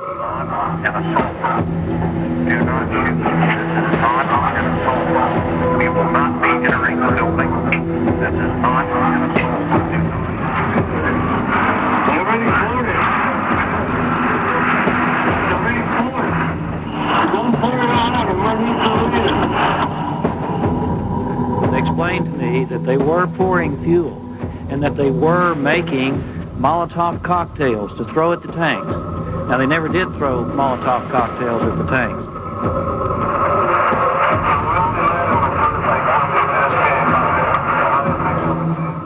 The conversation about that takes place in the early morning hours, 6 and 7 o'clock in the morning. The fire didn't start until right around noon. If you come out now, you will not be harmed. Come out with your hands up, carrying nothing. You are under arrest and stand on. Shortly after they started, they began also not only spraying it from the CVs off of the booms, but they started firing ferret rounds on the excuse, of course, we learned later that we were supposed to be firing at them. What did you feel? What were your emotions? Well, we definitely weren't believing what we were hearing over the loudspeakers, that they were not entering the building or this was not an attack. You know, we were told they weren't going to be shooting, and yet they're firing what amounted to mortars or rockets at us, these ferret rounds, which sounded like a mortar. Were you afraid? Yes. Experts say the ferrets, or barricade-penetrating cartridges, that were used are non-pyrotechnic or non-incendiary.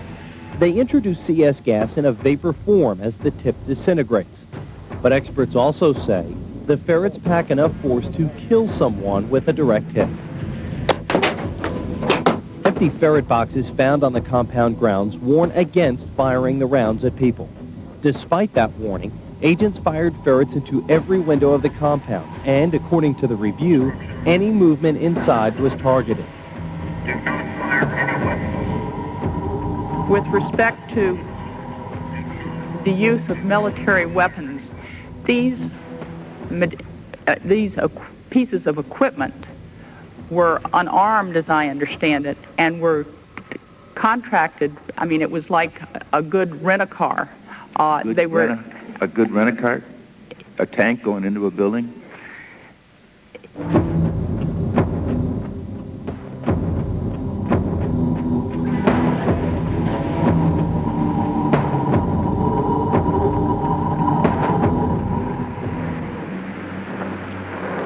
At 9 o'clock, Attorney General Reno left the command center at FBI headquarters to give a speech in nearby Baltimore. From then on, Waco decisions were made by top officials of the FBI and the Clinton administration. 4 minutes into the raid, it escalates. The 48-hour plan, according to the testimony, is gone. We're now going to do a massive insertion of gas into every window. Did you consider staying in Washington, D.C., given that escalation 4 minutes into the plan? During the course of the morning, the question arose whether I should cancel the speech, and the FBI did not want me to do so because they thought it would attract attention if I suddenly canceled a speech. It looked like there would be an emergency. One of the most inadequate parts of the Justice Department's report is their failure to describe the decision-making process at the command post. I think that is unpardonable. There is nothing in the investigation of what was going on in the Washington command post, where they had a situation room which was supposedly constantly in touch with Waco. What were the communications that went on? What were the decisions made? And that we have never heard. Dozens and dozens of rounds have been fired at FBI agents. The FBI, in an effort to demonstrate its extraordinary restraint, has not returned fire thus far.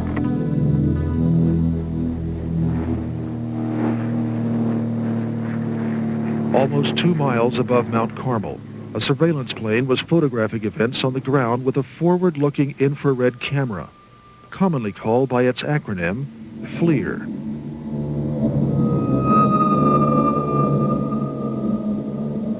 Edward Allard helped develop the FLIR. He's a former manager of the Defense Department's Night Vision Laboratory and holds several patents on FLIR and night vision technology. Allard explains what happens as a tank approaches the rear of Mount Carmel around 11:16 a.m. That's the side the news cameras couldn't see. Thermal imagery is not the same as black and white imagery. Even though we're going to see images that look like it's black and white television cameras, it is not. This type of imagery is the same type of imagery that was used by our armed forces in Desert Storm. The bright spots in this particular film are spots that are hot. The gray area are warm, we'll say, and the black areas are cool. They're relatively cool. They're still pretty warm for a Texas midday, but they're a lot cooler than the rest of the surrounding area.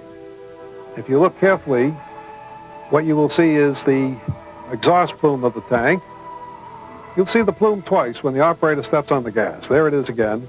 And now what you will see is a short burst there. That short burst, we feel, is a gunshot. The next view is a view in slow motion. As the vehicle approaches, we see the plume from the engine, and we have the gunshot. Now, freeze it there, please. You can see now the outline of the tank. You can clearly see the outline of the tank. There's the blade. There's the blade in front of the tank. There's the opposite side of the tank. This hot area back here is the engine, the deck area. And it appears that the shot that we're looking at is coming off the rear deck area of the tank. This particular one, the burst lasted about 1 second. And we will see shots similar to this throughout the tape, and nothing else appears with the type of thermal signature that we get of gunshots. Did the FBI fire one shot, even one shot at the Davidian compound? Not throughout the entire standoff.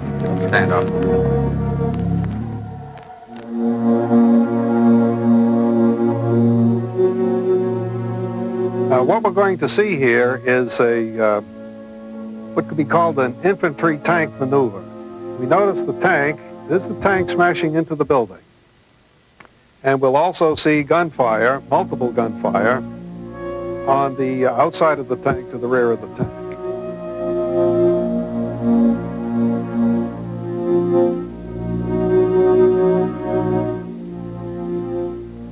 Right now we're seeing a close-up view of exactly the same thing. The important thing to notice is the gunfire, multiple rounds being fired from at least 2 different positions. And it's about 10 bursts in approximately 2 to 3 seconds. And according to our calculations, it indicates that both positions are firing automatic weapons. There is nothing in nature that would duplicate these type of thermal signatures, primarily because of the short duration of the bursts themselves. Nothing in nature could do that.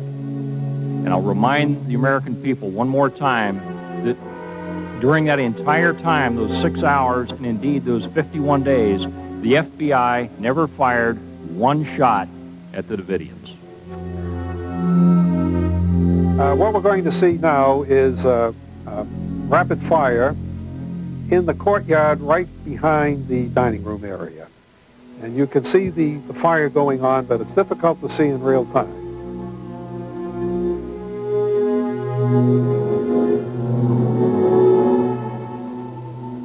Now the slow motion shows things much more clearly.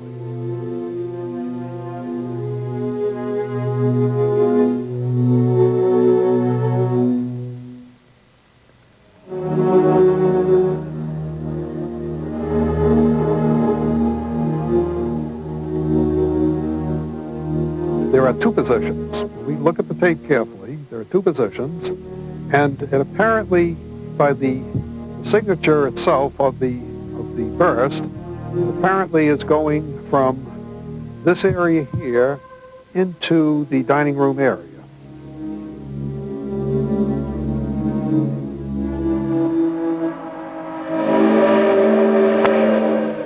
What Allard saw was verified in an independent FLIR analysis done by Introspection Institute for CBS 60 Minutes.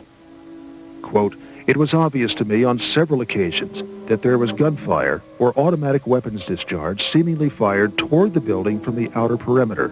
End quote. A second letter from Introspection Institute states the fear that kept 60 Minutes from informing the American people. Quote, "Due to the potentially sensitive nature of this material and the resulting negative repercussions to introspection, we are choosing to decline any further comments surrounding this taped incident and our subsequent professional opinion regarding its viewing." End quote. In addition to noticing the gunfire, Introspection saw something else. Quote, "There were occasions on the video that seemed to appear as though people were entering, exiting, or being run over by an armored vehicle." End quote.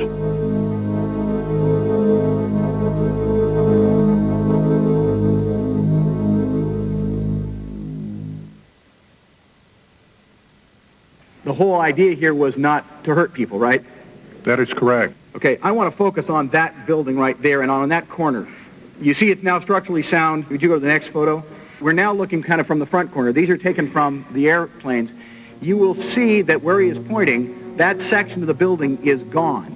Indeed, a great portion of the building is gone. There was a discussion that there may come a point in this where we would try to poke holes in the building. My understanding... I understood that. Yes, sir. This I don't see as a hole. No, I understand that, yes, sir. And I do not believe that there were any bodies found in that area. The closest bodies were found a little further in. Yes, each one of those 5 bodies, it's reported, had extensive, according to the autopsy report, extensive body mutilation. Davidian Stephen Henry had a gunshot wound through his chest. His leg was sheared off at the hip.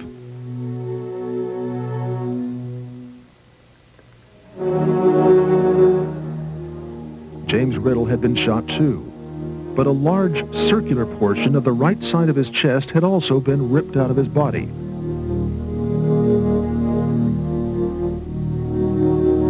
Riddle's red shirt was dangling from his wrist.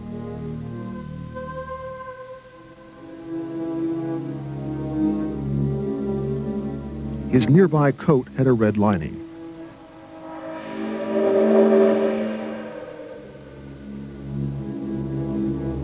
This gunfire occurred at 11:24 a.m.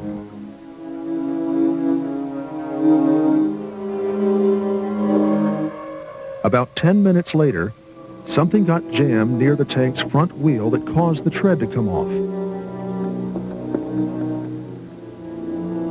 Something that was mostly red.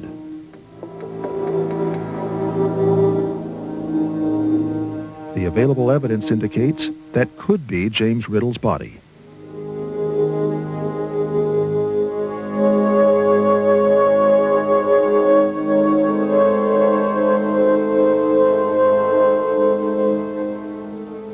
To attach the disabled tank to a retriever and tow it away, men had to expose themselves to the gunfire FBI officials said was coming from the Davidians. This is one of these things, Mr. Chairman, that nags at you. Damage to the tanks, common sense tells me, would be reflected in the damage report. Almost 2 months ago, we requested it. Over 2 years have elapsed since this occurred. Surely if the damage report had been compiled, I realize the wheels of bureaucracy turn awfully slowly in this town, but after 2 years... I'll be glad to look into it and see what we can produce.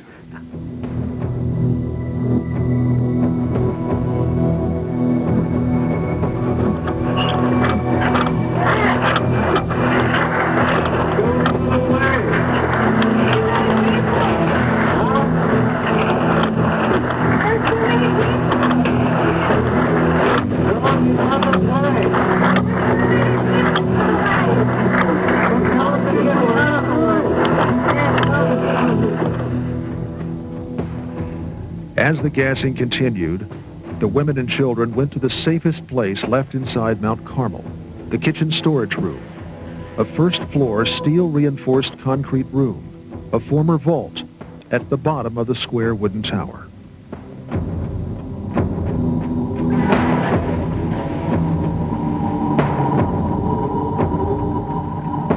The women and children ended up going in there, and because they didn't have gas masks and stuff, they were covering themselves with wet blankets and wet towels and things like that. We knew that protection was in there. We believe we finally were able to make entry into that compound and were able to insert gas inside that protective area.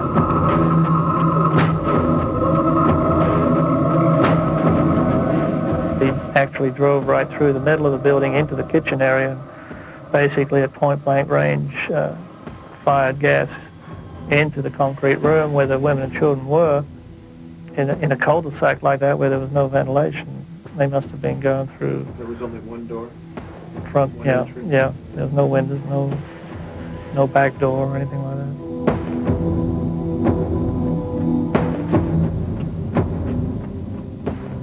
We put massive gas in there. Their gas mask by that time had to be failing.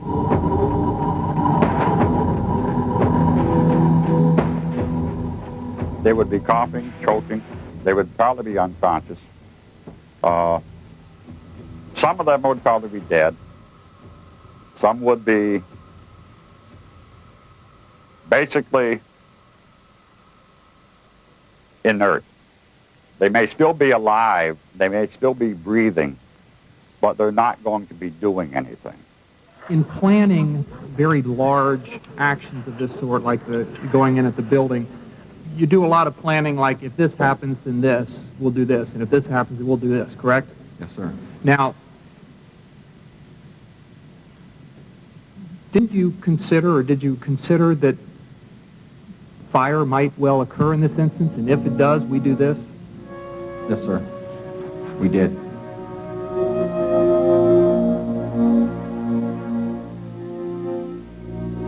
By noon, Mount Carmel was a tinderbox. A heavy layer of dried CS dust coated everything inside. Large amounts of kerosene and Coleman fuel from containers crushed by armored vehicles saturated the floor. Vapors from methylene chloride, kerosene, and Coleman gas filled the air.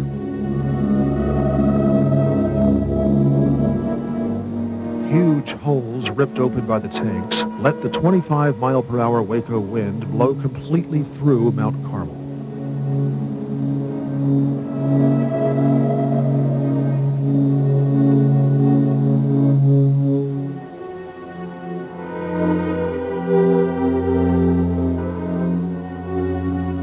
When the governmental agency made a decision to breach holes into the building, they set up a configuration of a pot-bellied stove. If you wanted to burn slow, you close off the vents. If you wanted to burn fast, you open it up. Well, they made a configuration in that building that was consistent to a pot-bellied stove. Any type of fire that would start even if there was no CS gas, if there was no flammable liquids, there was nothing just but ordinary combustible materials. Once you have a fire incipient in a building like that, it's going to grow to a fast, rapid propagation because of the venting.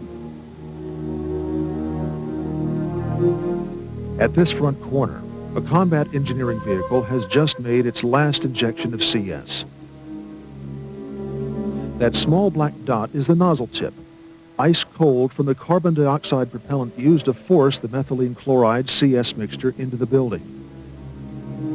Less than a minute later, the first of 3 separate fires that started in 3 separate locations within a 3-minute period began here on the 2nd floor, while the fresh mixture is at its most volatile as a fine mist.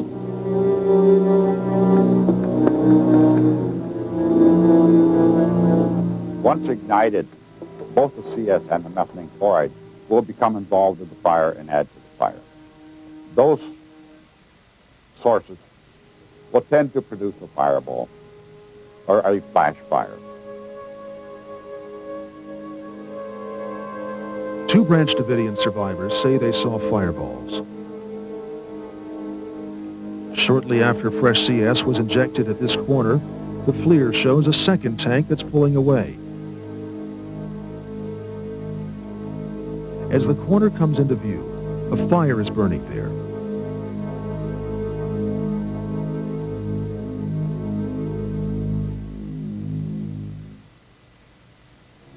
David Thibodeau said he was here and saw a fireball that ran the front length of Mount Carmel, possibly igniting another fire here in the kitchen dining room area, right next to the concrete room where the women and children had been gassed earlier.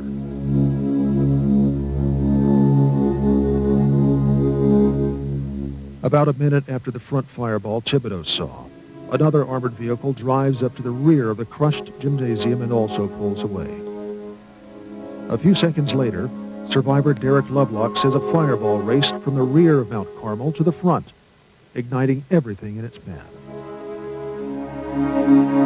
At this point, the back of the gym was thoroughly destroyed, and it greatly disturbed me. At that point, I'd lost all hope. At 12 o'clock, someone yelled from the upstairs that there was a fire. The front, I could not get to the front because of what the tanks had come in, the stairwell that was closest to the front, so I went to the stairwell in the back. Because I'm thinking the kids, I'm thinking Serenity C. Jones, I was thinking of Isaiah and Joseph, some of these kids that I've come to know and love. I get up there, and there was a catwalk that was leading over the rafters of the church area. I walked to the front, I got to a blanket, I opened the blanket up, and a wall of flame shoots down the hallway in front of my face down to the other end of the building. It was the loudest sound I've ever heard in my life. I'm a drummer. And it was incredibly loud. I could not hear anything else other than this flame. Well, do you know personally how the fire started? No. The place is beginning to fill up with black smoke, and me and Scott were stood there by the stairs, and there was this kind of ball of fire with a tremendous heat, which caused us to jump back out of the way. And it came from across. It came as if it came from the gym area across this way. It's believed the fireball Derek Lovelock said he saw started here with this flash.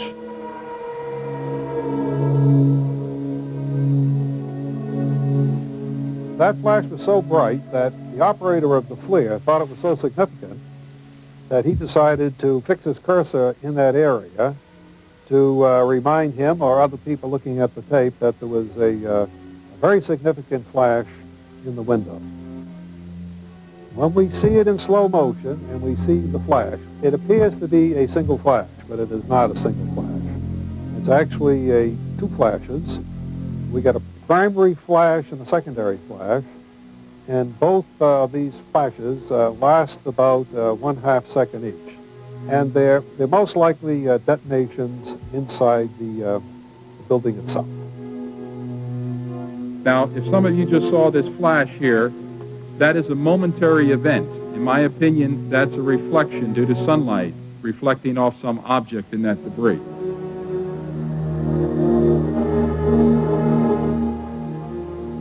Sunlight reflections would show up as a flash on regular film which records light. But reflections don't generate enough heat, say specialists like Allard, to create a flash on infrared.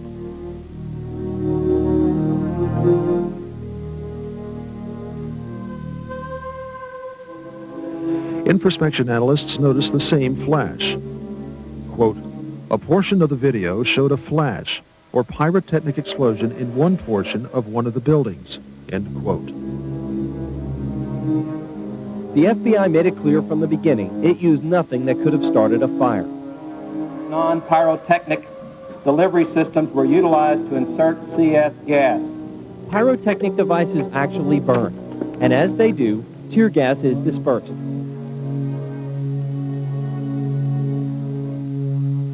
This pyrotechnic projectile is one of two found in the rubble of Mount Carmel. It's a 40-millimeter military device that's fired from a handheld grenade launcher. This one was found here, near the corner of Mount Carmel where the first fire started. The other was found here, in the kitchen dining room area.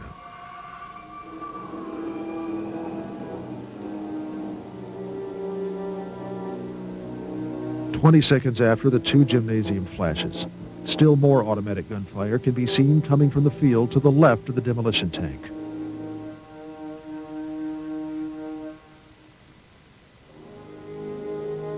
We counted the number of gun flashes, and in this particular case, we got 6 flashes in 1 second, which indicates it's a rapid-fire weapon of some kind. And we also can see from the tapes that the fire is going in this direction towards the gymnasium where we saw the flash in the window.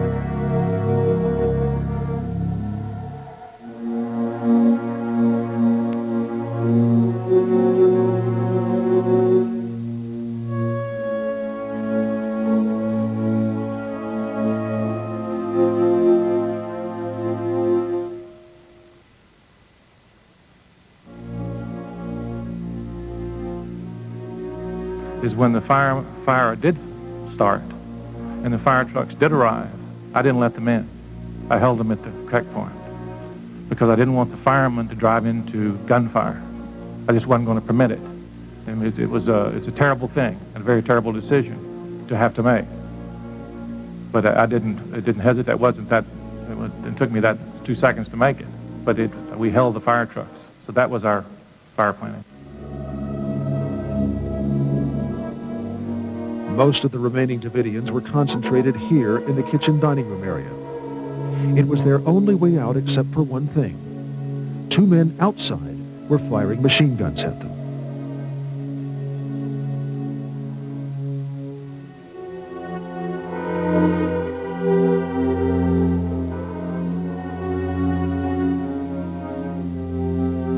In the 51 days the FBI was involved, they did not fire a single shot. First, that would mean quite certainly that 27 of the people who died in the compound, I think the autopsy report showed 27, I may be off by 1 or 2, who died of bullet wounds. Those were self-inflicted or inflicted by other members within the compound.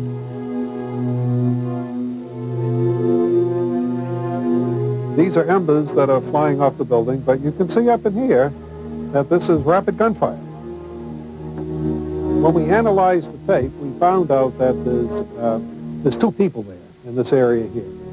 And they're firing for about 30 seconds in this area right here where we have the burning dining room area. And it's almost continuous gunfire. And towards the end of this particular section, we find out that the people doing the shooting are actually retreating away from the fire and shooting as they're retreating. The machine gunning of the Davidians trapped in the burning kitchen dining room was not only visible to congressional investigators, it was even visible to home viewers.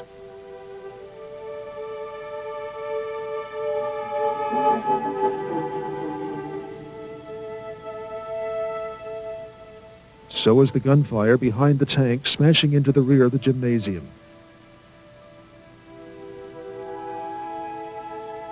Neither was mentioned despite the fact the FLIR tape shown to the Joint Committee had far better clarity than the copy used in this film.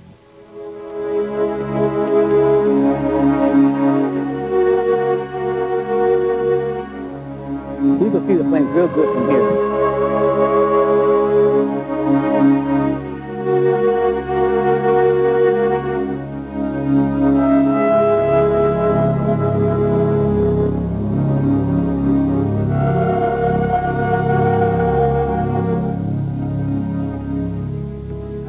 There came a point in my rolling on the floor and trying to protect myself from the heat and being in the pitch black, not able to see, that the voices of those behind me screaming kind of got through to me.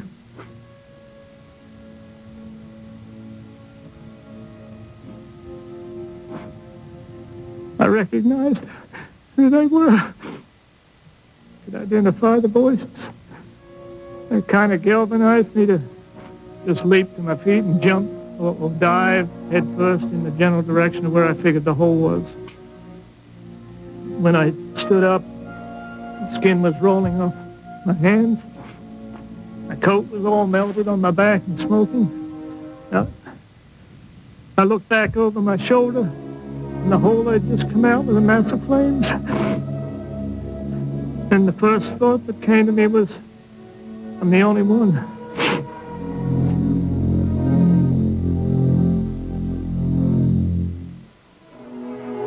I'd feel better if I could go in and got him out without him.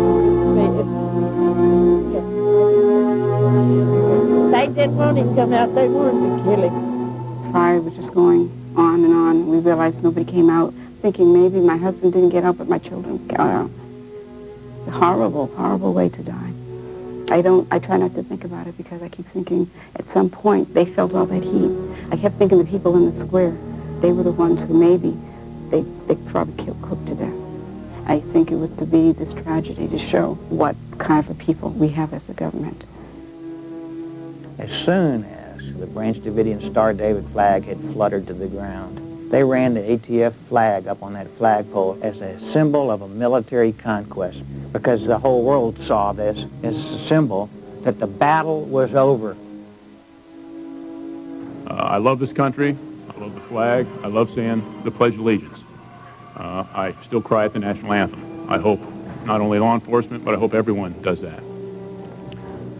The FBI is not, as we've been labeled for the past 2 years, anti-religious rights or anti-personal rights. We have plenty of freedoms in this country, which I love. We have the freedom to stockpile weapons. I know I'm a Christian. I like practicing my Christian beliefs. I know I'm going to heaven when I die with my kids. I teach in charge of the nursery, used to do Sunday school, youth group leader. If someone tries to stop me from doing that, obviously I'm going to be upset. But that does not give me the right to go kill someone, go to my house using my children as shields and say, I'm not coming out, I've broken the law, I'm not coming out until God tells me to. That is wrong. The hearings have been on for 9 days or so. And I'm going to say this as nicely as I can, because a couple people have said, what can we learn from this? In 9 days, I can't learn to be a legislator. In 9 days, y'all can't learn to be law enforcement officers. Byron, Floyd Clark, Jeff Jamar, Dick Rogers, like them or not, or like what we do for a living or not, they've been law enforcement officers, some of them, longer than I've been alive. And with that comes a lot of experience. What I'm saying is, you have to trust the people in charge at the time. I'm low on the food chain, so I'm standing by what they did, because I do what I'm told as long as it's legal and moral. My God, torturing babies and saying it's part of their job? and saying it's okay because their parents were bad? Our whole society is structured around the notion that if parents are bad, we protect the children even against the parents. In this case, the FBI and the government took the position, why, not only do we not protect the children, we use it as an instrument to try to get their parents to do something. We'll torture them so their parents will do right. Oh, my God, where did they think that up? We thought that their instincts, the motherly instincts would take place and that they would want their children out of that environment. It appears they don't care that much about their children, which is unfortunate.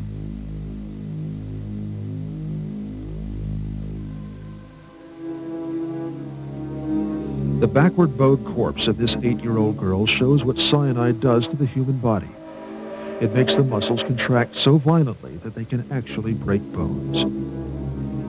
If one reviews the various use of cyanide as a method of putting prisoners to death, you note that these people are strapped in their chairs very heavily, and that's not to prevent them from escaping the gas. That's to prevent the individuals watching the execution observing the effects that cyanide has on the muscles of the individual.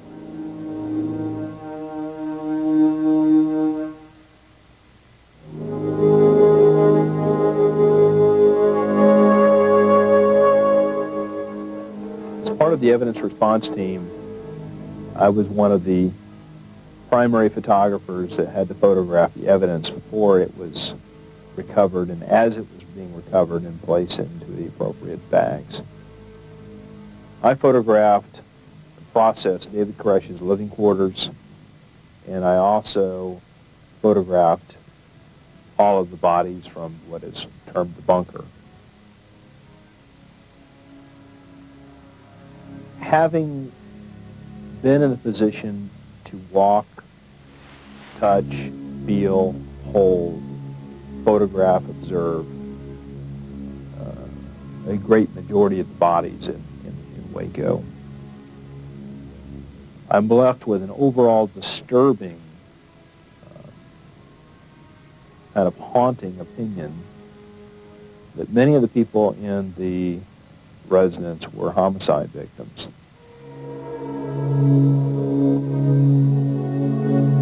One of the FBI officials told Dr. Pirwani that they did not want us there because they wanted to do it themselves. The FBI lab was extremely in a hurry to get the evidence from us, and it took us several weeks to go through literally thousands of rounds.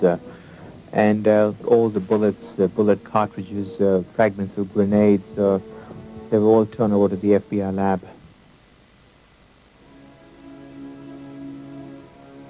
No independent examination of any of that evidence has been allowed, including the illegal firearms the FBI says were found in the rubble.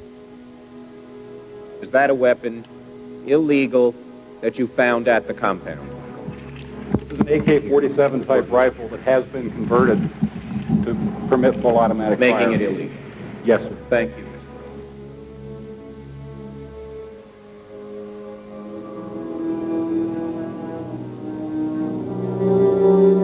I was panning the whole site, and one of the Rangers came up behind me while I was still taping and hit me on the shoulder and said, "You can't be doing that." And so I said, "Okay, that's fine, no problem." And then he asked for the tape.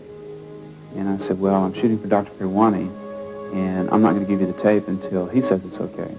Finally, we found Dr. Pirwani, talked to him, and he agreed that it was okay for me to give them the tape, so I did. They promised us that all they wanted to do is review it, and they would give it back to us the next day. And they didn't. They told us that they had misplaced it. At one time they told us that I have it in my briefcase and I'll give it to you. In fact, we said that we're going to delay giving the reports until you give a tape back. And of course, they said, sure, we'll give it your tape back next time we come to your office. We in fact suggested we would go to Waco and collect the tape from them. And they said, no, it's San Antonio office. And at a certain point along this discussion, they finally said, the tape is lost. We can't give it to you. At this point, is there any doubt in your mind or the Justice Department's mind that the fire was set by the cult members? I have absolutely no doubt at all that the cult members said it based on all the information that has been furnished to me. The survivors that came out, their clothes smelled of accelerants. They smelled of diesel fuel. They smelled of lantern fuel. They smelled of lighter fluid. And the laboratory later came back and confirmed that they had done it. I would like to know why key information as to how some of this contamination occurred was omitted from the reports, specifically those survivors who exited the south side of the building. They had to walk through an area that was contaminated by fuel from large tanks spilled by the government tank operations. The thing that really concerns me is why the building was so totally destroyed afterwards, after the fire was out. There was no firefighting whatsoever attempted, and then the crime scene, and it was a crime scene, was totally, absolutely destroyed. I've seen this happen before.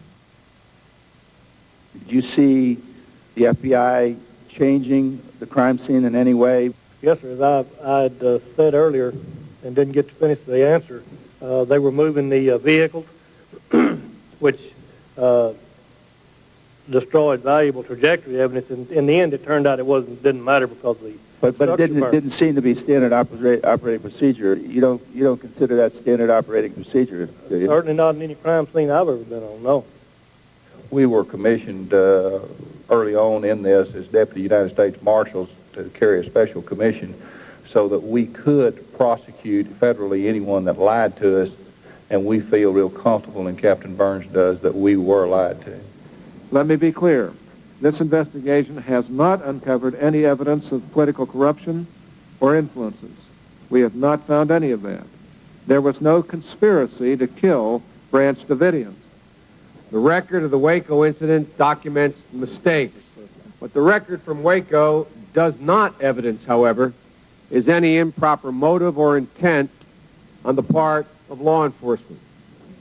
David Koresh and the Davidians set fire to themselves and committed suicide. The government did not do that. That assertion to me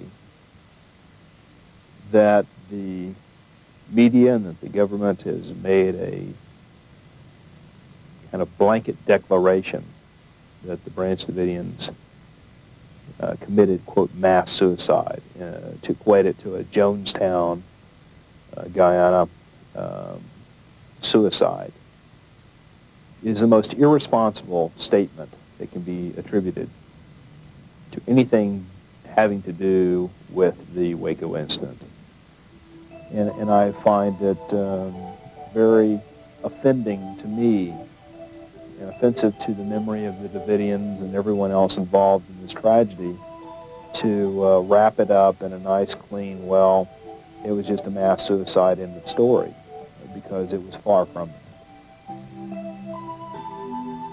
What the people believed that would happen is that God was going to judge either the world or them. If it judged the world, they would survive. If it judged them, they would promptly be in heaven. As one of them afterwards said, Livingstone Fagan, who lost a wife in the fire and his mother in the fire, he said, those of our people who died are highly honored in heaven, and so we should not worry about them. The thought was that the army of Babylon would kill them, as perhaps it ultimately did. The way things are supposed to happen in this country is when someone's suspected of a crime, even if it's child abuse, even if it's capital murder, we give them a trial. A jury finds them guilty beyond a reasonable doubt before they go to sentencing. Then a jury or a judge sentences them, and an appeals court makes sure the trial was conducted with due process. And then and only then do we kill them. We don't kill them first, like happened in Waco on April the 19th.